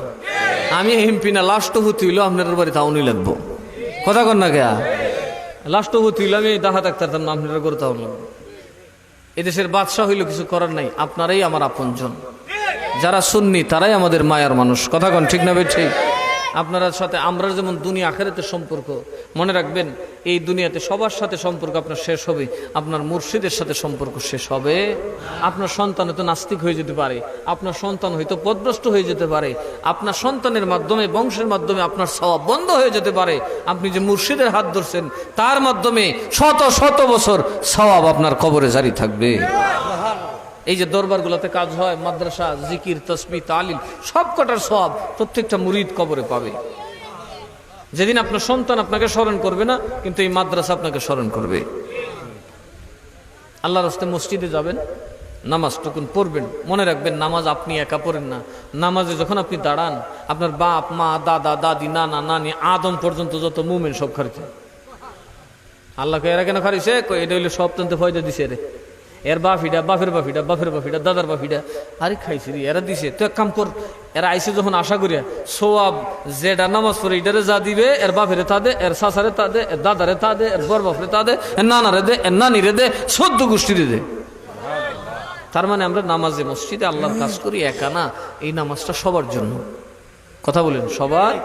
একটা অংশ কবরবাসী যারা চলে গেছে, এত কষ্ট করে বাড়িঘর বানাইয়া না খাইয়া আমরা দিয়া গেছে, এরা কিন্তু আমাদের দিকে তাকাই রয়েছে। সুতরাং নামাজটা পড়বেন, রমজান মাসে রোজা রাখবেন, মিথ্যা কথা ছাড়বেন। মিথ্যা বলাটা হচ্ছে শয়তানের কাজ। মিথ্যা বলা কার কাজ? মা বোনদেরকে বলবো, আপনারা স্বামী যতই অত্যাচার করুক ডিভোর্স দিবেন না, স্বামীর সংসার ত্যাগ করবেন না, ধ্বংস হয়ে যাবেন। বরং ধৈর্য ধারণ করুন। স্বামী বেচারা শক্ত, রক্ত মাংসের শক্ত হাড্ডির মানুষ, এই জন্য এরা মনশক্ত। নারিকাল্লা বানাইছে নরম, ঠিক না বে ঠিক? আপনি একটু সইলে হবে কি? এই স্বামীর অত্যাচার দুর্ব্যবহার স্ত্রীর জন্য সবচেয়ে বড় সওয়াবের কাজ। স্ত্রী যদি হাসি মুখে স্বামীর দুর্ব্যবহার সয়, এটা তার ইবাদত। এটা কি? এটা তার। যেমন বিবি আসিয়াকে ফেরাউন অত্যাচার করছে, যন্ত্রণা দিছে, আসিয়াকে ফেরাউনের গরজ ছাড়ছে? এমনকি মৃত্যুর আগে জিজ্ঞেস করছে, ও ফেরাউন তুমি যে আমার মারো, আমার কোনো হক তোমার কি আদায়ের বাকি আছে? না, সব হক চমৎকার ভাবে আদায় করছিস গো বউ, তোল্লাহান বউ হয় না তো মারো করে। তুই যে আমার খুদাটা মানলি না। কই খোদা তো তোমার মানতাম না, খোদার ব্যাপারটা তো এটা আমার জীবনের ব্যাপার, ঠিক না বে ঠিক? আমার ইমান ইসলামে তো তোমার দখল চলবে না। তোমার যা দরকার পাইছো কিনা? বলে তা পাইছি। তো আমার মারো কে? খোদা কেন মানলি না? তো তাইলে মেরে ফেলো, আমার কিছু করার না। তখনই এই ফেরেশতা বলে, আসে রে তোর জন্য একটা সুসংবাদ আছে। ফেরাউন 1.5 টেহার বাচ্চা, কয়দিনের বাচ্চা, বুড়া শুরু হয়ে গেছে, মুইরা সুরে যাইব। কিন্তু কিয়ামতের দিন হাজার হাজার কোটি কোটি মানব দানব পশু পাখি ফেরেশতা সব যেদিন থাকবে, সেদিন একজন মাত্র বাদশা থাকবেন, তার নাম মুহাম্মাদুর রাসূলুল্লাহ। আসা ইয়াবআসাকা রাব্বুকা মাকামান মাহমুদা, একমাত্র মাকাম থাকবে, একমাত্র মসনদ থাকবে মুহাম্মদুর রাসূলুল্লাহর জন্য, যেটা দেখার সাথে সাথে সারা সৃষ্টি প্রশংসায় পঞ্চমুখ হয়ে যাবে। সেই দিন আমার রসুলের পাশে স্ত্রী হিসাবে তুমি জান্নাতে জায়গা পাবে। তখন এই ফেরাউনের বর্ষার আঘাত খায়ও আসিয়া মুচকি হেসে দিলেন। ফেরাউন বলে, কি ব্যাপার? তারপরেও হাসলি? বলে, আমি যা দেখছি তুমি তা দেখো। আমি আমার পরকালের পরিণতি দিকে হাসি দিলাম, আর তুমি পরকালের পরিণতি দিকে মাটি খাইয়া মরবা। কথা কনা কি খাইয়া মরবা? শেষমেশ ফেরাউন মাটি খাই মরছে। ফেরাউন যখন ডুব দিয়া উচ্চা তওবা করতে গেছে, ফেরেশতা মুখের ভিতরে ফেক দিয়া দিভাদা ধরছে। আল্লাহ কারি সব গুনাহ, এ যদি তওবা করিলা কত মানুষের অত্যাচার করছে, এরে মাফ করে দন লাগবো। তওবা করলে তো মাফ না করলে আমি আল্লাহর দোষ। তে কাম কর, এ করছে আস্তাগফিরুল্লাহ কইবার আগে মুখ ফেক দে। কি দিছে আল্লাহ? ফেক দা ডুহাই দিছে। সুতরাং আবার খাচ্চা জাহান্নামীকে নবী দোয়া করছে, আল্লাহকে মাফ করে দে। জোরে কর না সুবহান। আমরা যাই করি না কেন, নবীর শানে যেন কোনো বেয়াদবি না করি, আমরা যেন উচ্ছৃঙ্খল কোনো আচরণ না করি, আমরা যেন হই হুল্লোড় না করি, মারামারি কাটাকাটি না করি। সমাজকে ফিতনার থেকে মুক্ত রাখবেন। যদ্দূর পারেন ধৈর্য ধরবেন, যদ্দূর পারেন আপনারা ধৈর্য ধরবেন। আপনারা সুন্নি মানুষ, আপনারা তরিকতপন্থী মানুষ। তরিকতপন্থীদের সবচেয়ে বড় রৌনক হচ্ছে ধৈর্য ধরা। কথা বলেন, কি ধরা? ধৈর্য ধরা। আদব, আদব, সম্মান, কাউকে সম্মান করা শিখতে হবে। আল্লাহ আমাদেরকে তৌফিক দান করে। কাশ্যপ নবীজিকে একটু দাঁড়ায় তাজিমের সাথে সালাম দেয়। ইয়া নবী সালাম,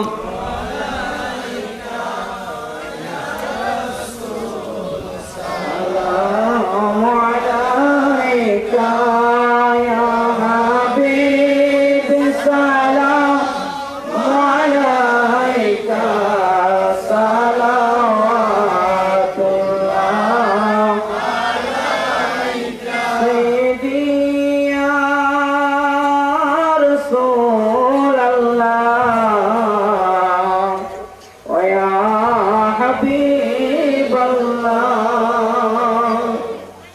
নবী গো মা বাবা যাদের কবরে আপনি রাখিবেন মায়ার নজরে, সুপারিশ করবেন হাসরে, সুপারিশ করবেন হাসরে, এ আরজ আপনার চরণে।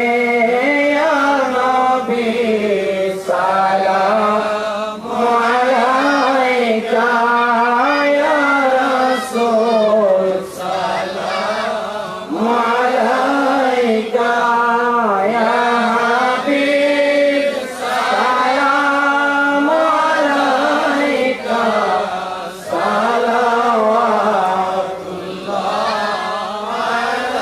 রসুল আযম ইমামতুল কাওয়ান্নুকা জলওয়ায়ে শানে কুদরত পেলা তো সালাম মুস্তাফা জানে রহমত পেলা তো সালাম শময়ে বজলে হেদায়ত পেলা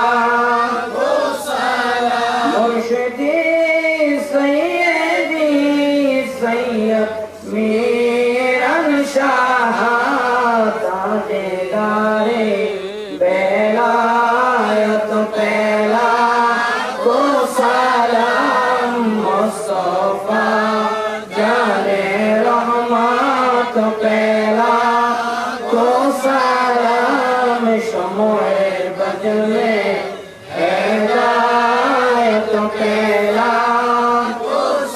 মুর্শিদি সৈয়দি কিবলা মুস্তাফি শাহ রওনকে আহলে সুন্নাত পেলা তো সালাম মুস্তাফা জানে রহমত পেলা তো সালাম সময়ে বজলে হেদায়ত পেলা।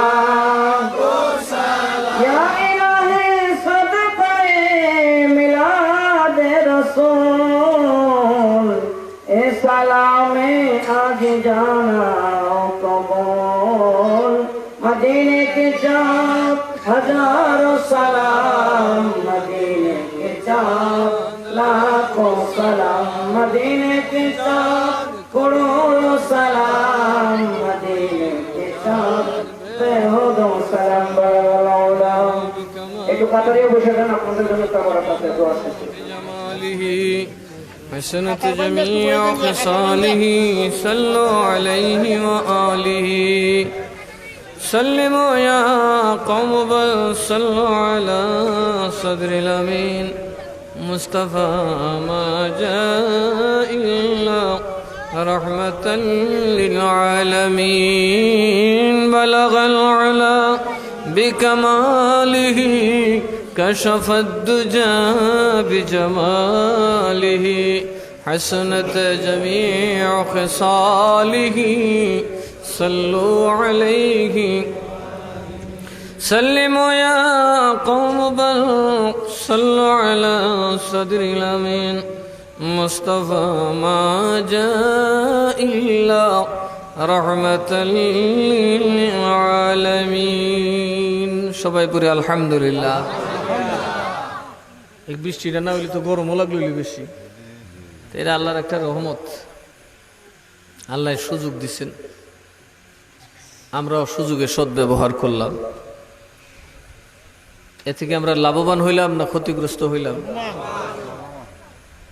এই যে আয়োজন করলো মুবিন তো আছে, আরো কয়েকজন আছেন, আর এই কদিন আগেও আমার দাওয়াত করছিল, আমি আসতে পারি নাই, একটু শারীরিকভাবে অসুস্থ ছিলাম, আসতে পারি নাই। তো মুবিনেরা তাদের ময় মুরব্বীর নামে আজকের এই আয়োজনটা করছেন। আল্লাহ সবাই আপনারা তাদের জন্য দোয়া করবেন। এদের অনেকেই দেশে আছে, আবার অনেকেই নানান কর্ম ব্যবস্থা আছে, সেটা তারা তাদের মা বাবার জন্য দোয়া চাইছে। বিশেষ করে অনেকে বায়াত হয়েছেন। আমি এত মানুষ যে আমার ওজিফা দিতে গেলে আমার মাহফিলে সময় চলে যেতেছে। আমি আমাদের তরিকার ওজিফাটা একটু বলি, আপনারা দয়া করে একটু শুনবেন কেমন। আমার অনেক মুরিদ আছে আপনাদের এই এলাকায়, কিন্তু আমি সময়ের অভাবে আসতে পারি না। আপনারা নামাজ পড়বেন, কি পড়বেন? নামাজের পরে বিশেষ করে ফজর, মাগরিব, এশা, ফজর, মাগরিব, এশা এই 3 ওয়াক্ত নামাজের পরে নামাজের জায়গায় বসে 165 বার লা ইলাহা ইল্লাল্লাহ, 165 বার লা ইলাহা ইল্লাল্লাহ। এই যে সবচেয়ে সুবিধা হইলে 165 বার, মানে 8, 20, 8, 20, 5 বার, এই হলে 165 বার।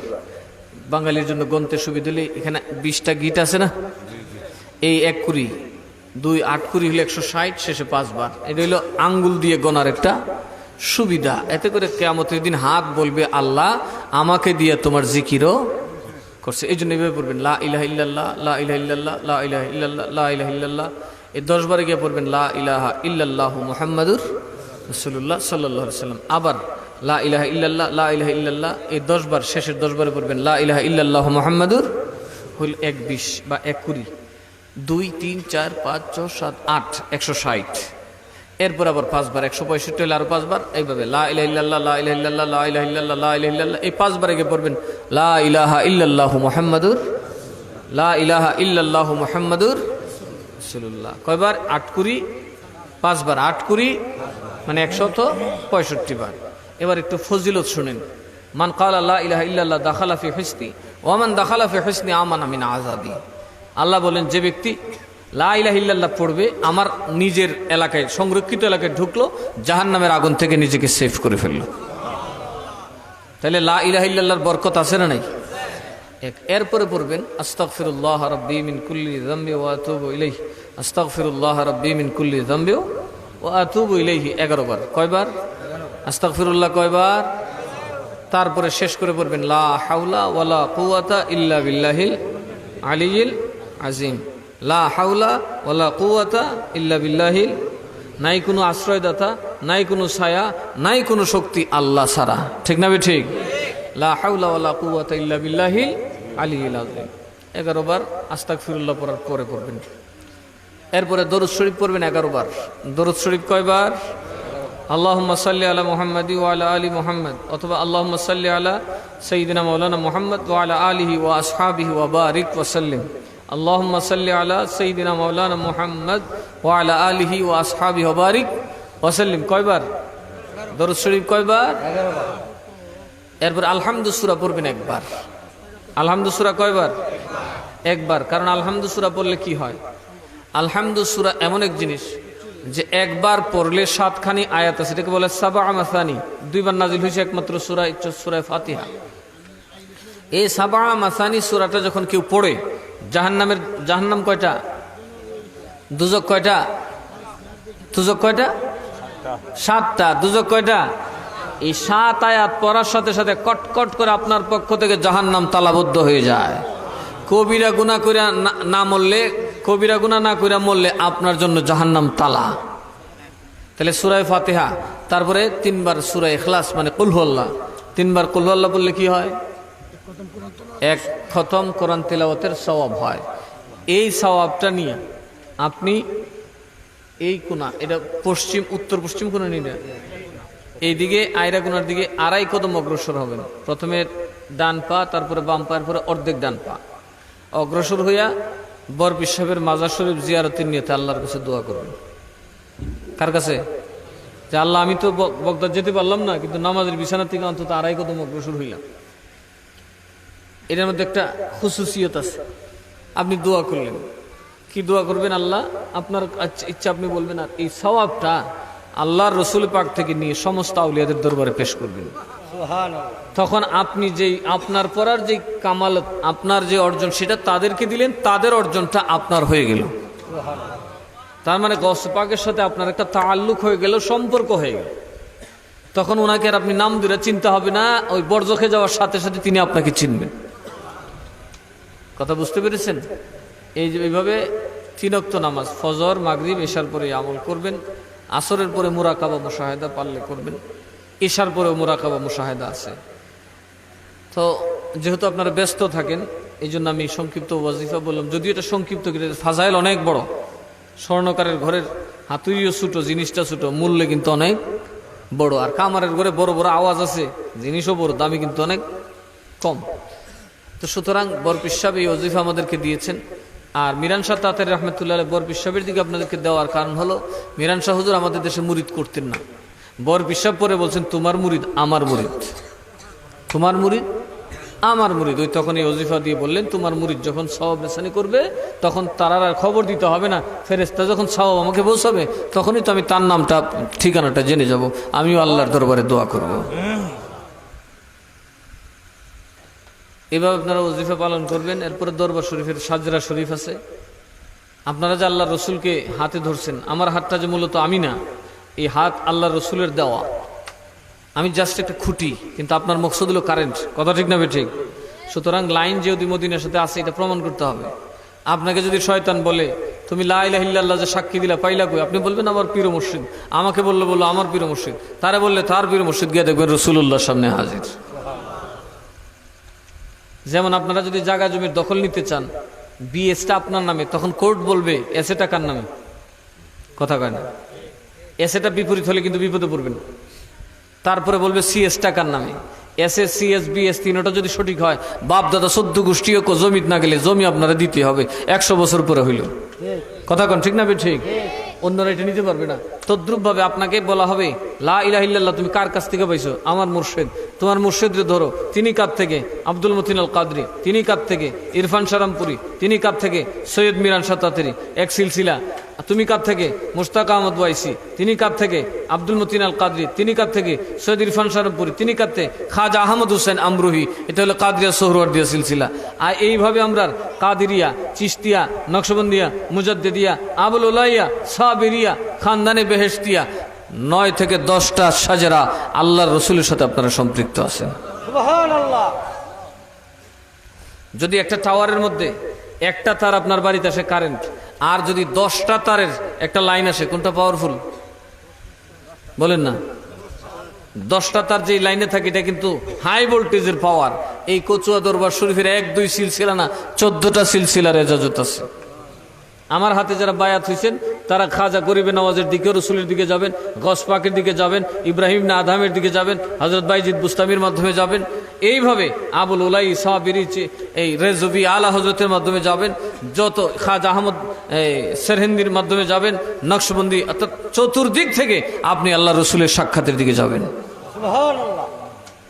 সুতরাং আমার কথা হলো, আমার মুরিদ যারা হয়েছেন আপনারা কাজ করতে হবে। যে কাজ করেছে হইল কাজী, আর যে না করে এর নাম ফাজি। কাজ কি? আমি নাসিরনগর মাদ্রাসা করছি, 100 কোটি টাকার সম্পদ আল্লাহর রাস্তায় দান করছি আপনাদের জন্য। কত কোটি টাকা? 100 কোটি। এই 2-4 দিন গেলে এটা 100 কোটি টাকা তো পাওয়া যাবে না। কেন দিলাম? আপনাদের টাকার দরকার আছে, আমার টাকার দরকার নেই, কিন্তু না আমি সেটা করতে পারি না। দিনের অভাব যেখানে থাকবে সেখানে আমি ভোগ করতে পারি। আমার ফিসাবিল্লাহ গাড়ি ঘোড়া যা আছে আলহামদুলিল্লাহ ভালোইতে আছে, আর আরাম আছে, কত ভালো ভালো খাওয়াইতে আছেন। আর কি দোয়া করবেন যেন আমার ছেলে সন্তানরা মানুষ হয়। আমি চাচ্ছি আপনাদের সন্তানরা যেন আল্লাহওয়ালা হয়। এই মাদ্রাসা থেকে আলেম বের হবে, মুফতি মুহাদ্দিস বের হবে, ইঞ্জিনিয়ার বের হবে, ডাক্তার বের হবে ইনশাআল্লাহ। এর সবচেয়ে বেশি কল্যাণ আপনারাই পাবেন, কারণ যেহেতু আপনারা আমার ভক্ত, আপনাদের পোলাবানি মাদ্রাসায় বেশি পড়ে। ঠিক না ঠিক? এই যে মনে করেন আমার মুরিদ হবিগঞ্জ জেলায় বেশি, আমার মাদ্রাসায় ছাত্র 500-র মধ্যে 400 হইল এই ডিস্ট্রিক্টের। সেটা লাভ আছে না নাই? A+ পাইতেছে, গোল্ডেন প্লাস পাইতেছে, গরিবের ছেলে পড়তে পারে না। যেন আমার মুরিদদের জন্য আমার কিছু নসিহত থাকবে। 1 নম্বর কাজ, নামাজ রোজা তো আপনি পড়বেন, সাথে সাথে এই দিন যেন, ইমান ইসলাম যেন আমাদের পরেও দুনিয়াতে জারি থাকে, এই জন্য মাদ্রাসা বানাতে হবে। এটা হলো সুন্নিয়তের দুর্গ। কথা ঠিক না ঠিক? এখান থেকে সৈনিক বের হবে, আমার মতো ময়দানে ময়দানে ঘুরবে, বাতিল পন্থীদের থেকে আপনাদেরকে সাবধান করবে, আপনার ইমান আমলকে তারা হেফাজত করবে। তাহলে আপনার দুনিয়াতেও আরামে কাটাবেন, জান্নাতেও আরামে কাটাবেন। এই জন্য আমি সব মুরিদরে বলি, আপনাদের যে খানা খান, এই চাউল থেকে একটা অংশ মাদ্রাসার ছাত্রদেরকে দিবেন। ছাত্র বাড়তি আছে, এইবার 500, আগামী বছর আরো মনে 200 বাড়বে, আলিম হবে। এখন দাখিল হচ্ছে, আগামীতে আলিম হয়ে যাবে। তো এইভাবে ছাত্র বাড়তে বাড়তে এমন আছে হাজার হাজার হয়ে যাবে। তো হাজার ছাত্র থাকলে আমরাও তো হাজার হাজার আছি, ঠিক না বে ঠিক? বেশি কিছু পারলাম না, একটা ছাত্রকে খানার ব্যবস্থা করে দিলাম। মনে রাখবেন কিয়ামতের দিন এতটুকু আপনার জন্য যথেষ্ট।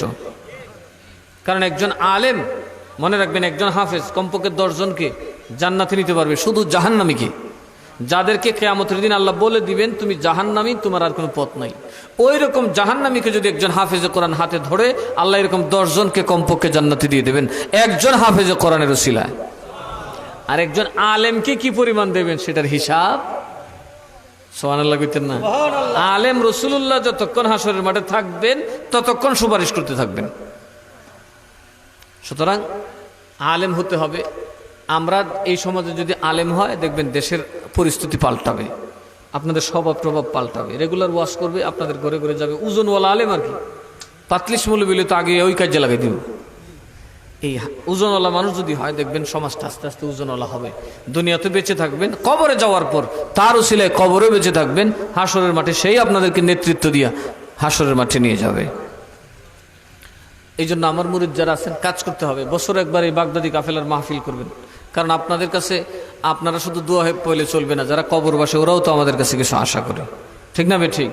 আপনারাও পেলেন, আমি যেন কবরবাসীর জন্য 2 কথা বলতে পারি। আরেকটা জিনিস হলো, আমাকে যেহেতু আল্লাহ কিছু ইলম দিয়েছেন, আমি যেন সেটা আপনাদের কাছে প্লেস করতে পারি, আমি যেন এটা সর্বজনকেই প্লেস করতে পারি। আজকে যে কথাগুলো বলছি, এগুলা যদি একজন পিসাব না বলে সাধারণ মানুষ বলে, আপনারা সেভাবে গ্রহণ করবেন? সেভাবে তো বিশ্বাসও করবেন না, কথা ঠিক না বে ঠিক? কিন্তু পিসাব বলেছেন, পিসাবের কথা তো ওজন বেশি। আমি যে চ্যালেঞ্জগুলা করেছি, এই চ্যালেঞ্জগুলাকে আপনারা বুকে ধারণ করবেন, এই চ্যালেঞ্জগুলাকে নিয়ে আজীবন চলবেন ইনশাআল্লাহ। বাতিলদের মাথা নত করার কোনো কারণ তাদের সামনে নাই। আপনারা ইনশাআল্লাহ আমার কথাগুলোকে যে কোনো জায়গায় চ্যালেঞ্জ ছড়ে দিতে পারেন। আমরা দলিল ছাড়া কথা বলি না। এই জন্য আপনাদেরকে কিছু দিনের কথা বললাম, আপনাদেরও লাভ হইল, আমাদেরও লাভ হইল। সাথে সাথে আপনাদের কিছু দয়ার দরকার। মুরিদ হইছেন কেন? আযাব, গজব, বালা, মুসিবত থেকে বাঁচার জন্য। কারণ আপনার হায়াতের দরকার, এটা আপনার কাছে নাই। ইজ্জতের দরকার, আপনার কাছে নাই। বেইজ্জত হইবেন, খবর নাই কখন। সন্তানাদির দরকার, তাও জানেন না। কোন সময় কে মরবো তাও জানেন না, সব কার কাছে। তো আল্লাহর দয়া হয় আউলিয়াদের দরবারে গেলে। কার দরবারে গেলে? যেহেতু আপনাদের দরবারের একজন সবচেয়ে বড় আল্লাহর ওলি সৈয়দ মিরান শাহ তাতারী শুধু ওলি না, আপনাদের পীরও। সুবহানাল্লাহ কইতেন না? একজন লোক শুধু প্রেসিডেন্ট না, আপনার বাপ। তো প্রেসিডেন্ট বাপ হইলে ক্ষমতা কম না বেশি? তো মিরান শাহ তাতারী রহমাতুল্লাহ আলাইহি একজন ওলি তো আছেই, আপনাদের কিন্তু সরাসরি রুহানি পিতা, আপনাদের মুর্শেদ। তো সেই মিরান শাহ তাতারী রহমাতুল্লাহ আলাইহির উরুস মাহফিলে যাবেন। আমার দাদা পীর সাহেবের উরুস মাহফিলে যাবেন নভেম্বরের 9 তারিখ। নভেম্বরের 9 তারিখ যাবেন, উরুস মাহফিলে গিয়ে গরু নিয়ে যাবেন, সবাইরে খাওয়াবেন। কারণ জেফত হইল আল্লাহর সবচেয়ে পছন্দের কাজ। জেফত কি আল্লাহর সবচাইতে পছন্দের কাজ। সুতরাং মানুষের খানা খাওয়াইলে আল্লাহ খুব খুশি হয়। কাউরে যদি একটা চাও খাওয়ান, তো আপনার একটা গুনাহ ঝরে পড়ে যাবে, আপনার একটা বিপদ দূর হয়ে যাবে। এই জন্য যারা যা পারেন খাওয়াবেন। আল্লাহ যেন আমাদেরকে জেফত করার তৌফিক দান করেন। তবরক আছে আসেনি? আচ্ছা, আমরা একটু লাইন ধরে বসি, একটু লাইন ধরে বসি।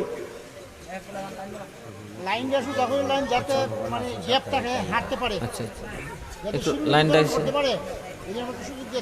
ওই চেয়ারগুলোর ভিতরে কি যাওয়া যাবে? হ্যাঁ, ওইদিকে যাওয়া যাবে। আলহামদুলিল্লাহ, এরা যুবকরা অনেক আছে। আপনারা সবার জন্য দোয়া করবেন, আমার কাফেলার জন্য দোয়া করবেন, আমার মাদ্রাসাগুলোর জন্য দোয়া করবেন। আমি গুনাহগারের জন্য দোয়া ভালোবাসলে করবেন আর কি। কি কন, দোয়া করবেন না আমার জন্য?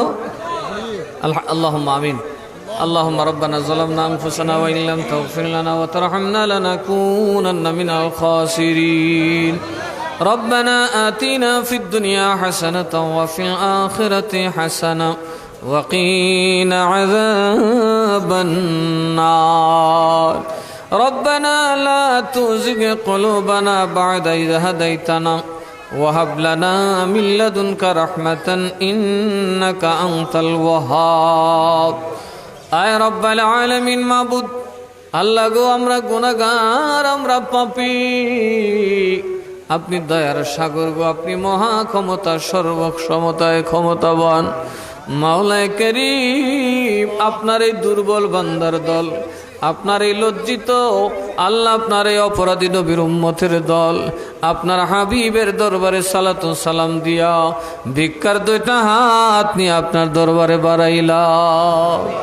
মাওলা গো, এই হাজার মানুষ থেকে যার হাতটা আপনার ভালো লাগে, যারে দেখলে আপনার মায়া হয়, আপনার ওই মায়ার বান্দার খাতিরে আল্লাহ আমাদের জীবনের তামাম গুনাহ খাতা মাফ করে দেন। ও রব্বুল আলামিন, যে মা বাপ জন্ম দিল, লালন পালন করলো, বাড়ি ঘর দিল, বউ বাচ্চা দিল, সব দিয়া চলে গেল অন্ধকার কবরে। কেউ বা হইয়া গেল বৃদ্ধ, বৃদ্ধা বসে গেল ঘরে। আল্লাহ, সন্তান হইয়া ক্ষমা চাই, আমরা আম্মা আব্বার গুণ আপনি মাফ কইরা দেন। রব্বির রহমহুমা কামা রব্বায়ানি সগীর। সবাই বলেন, ওয়াকুর রব্বির রহমহুমা কামা রব্বায়ানি সগীর। আল্লাহ গো, কে জানি এখানে মা বাপের দাফন করে হাত বাড়াইছে। আল্লাহ, নিজে থাকি আরামের ঘরে বাতি জ্বালাইয়া, আল্লাহ জন্মদাতা মা, আদরের বাবা কবরে ঘুমাই রইছে বাতি নিবাইয়া। আয় আল্লাহ, তোমার দরবারে ক্ষমা চাই, আম্মা আব্বার কবরে তুমি আযাব দিও না। আল্লাহ, আম্মা আব্বার কবরের আযাব মাফ করে দাও, দাদা দাদির কবরের আযাব মাফ করে দাও, নানা নানির কবরের আযাব মাফ করে দাও। আল্লাহ, বংশের মুরব্বীর কবরের আযাব মাফ করে দাও। আল্লাহ গো, গ্রামবাসীর কবরের আযাব তুমি মাফ করে দাও। দেশবাসী, বিশ্বব্যাপী বাসী মুমিন মুমিনার কবরের আযাব মাফ করে দাও। আয় আল্লাহ, আমাদের সালাতু সালাম ইজ্জতের সাথে দয়াল নবীর দরবারে কবুল করে নাও। আল্লাহ গো, তুমি কোরআনে বলেছ, তোমার নবী যার জন্য দোয়া করবে তার জন্য তোমার দরজা খোলা। আল্লাহ, দয়াল নবীকে দুনিয়া আখিরাতে আমরা সুপারিশকারী বানায় দাও। মাওলা করিম, আল্লাহ গো, আমাদের যার যার দায়িত্ব যা আছে, আল্লাহ দায়িত্ব পূর্ণ করার আগে কবরের ডাক দিও না আল্লাহ। আয় আল্লাহ, আমরা যারা হাত বাড়াইলাম, আল্লাহ আমরা বেশিরভাগ মানুষ গরিব মানুষ। আল্লাহ, আল্লাহ গো, রোগ বেমার হইলে চিকিৎসা করার সামর্থ্য থাকবে না, চিকিৎসা করতে পারবো না। আল্লাহ, তোমার দরবারে ক্ষমা চাই। আল্লাহ, জিসমানি রুহানি কলবের বেমার থেকে আমরা তুমি শিফা দাও। আল্লাহ, যারা অভাবী তাদের অভাব দূর করে দাও। আল্লাহ, যারা বিমারি তাদের বিমার সেবা করে দাও। আল্লাহ গো, যেই সমস্ত বাবা ভাইয়েরা মা বোনরা নিজের পরিবার পরিজনের সুখের জন্য দেশ সারিয়া বিদেশের জমিনে মুনি মজুর কুলির মতো মেহনত করে, আল্লাহ তোমার দরবারে ক্ষমা চাই। প্রবাসীদেরকে তুমি ক্ষমা করে দাও। আল্লাহ, তাদের কামাই রোজগারে তুমি বরকত দান করিয়া দাও। ব্যবসায়ীদের ব্যবসায় তুমি বরকত দান কর আল্লাহ। ও মাবুদ, যে যুবকেরা আজকে আয়োজন করলেন, আল্লাহ তাদের এবং আমাদের সকলকে তোমার মদিনাওয়ালার দিদারে ধন্য কইরা দাও। আল্লাহ, দয়াল নবীর মদিনার জিয়ারত নসিব করে দাও। আল্লাহ, জান্নাতের টুকরা নামাজ পড়ার তৌফিক দাও।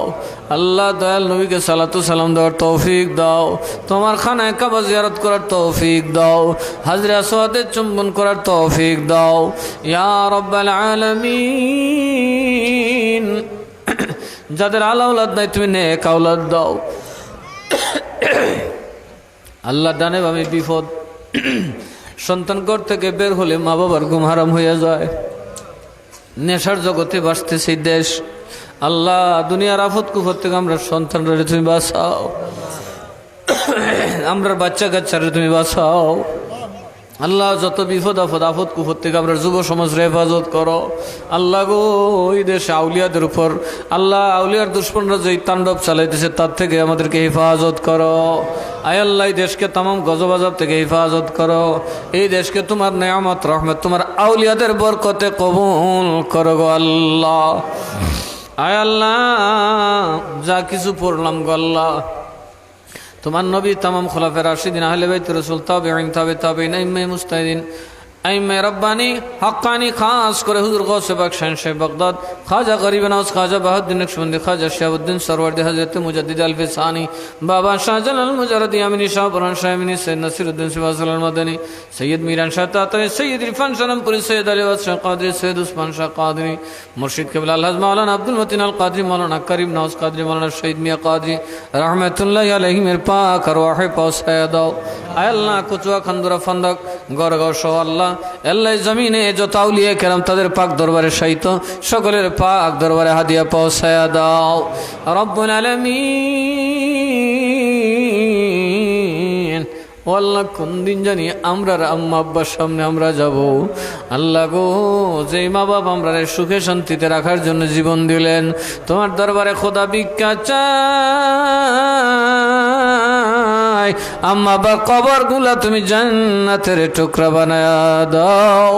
আমাদের আজকের আদি আম্মা আব্বার পাক রুহে বকশিস করে দাও।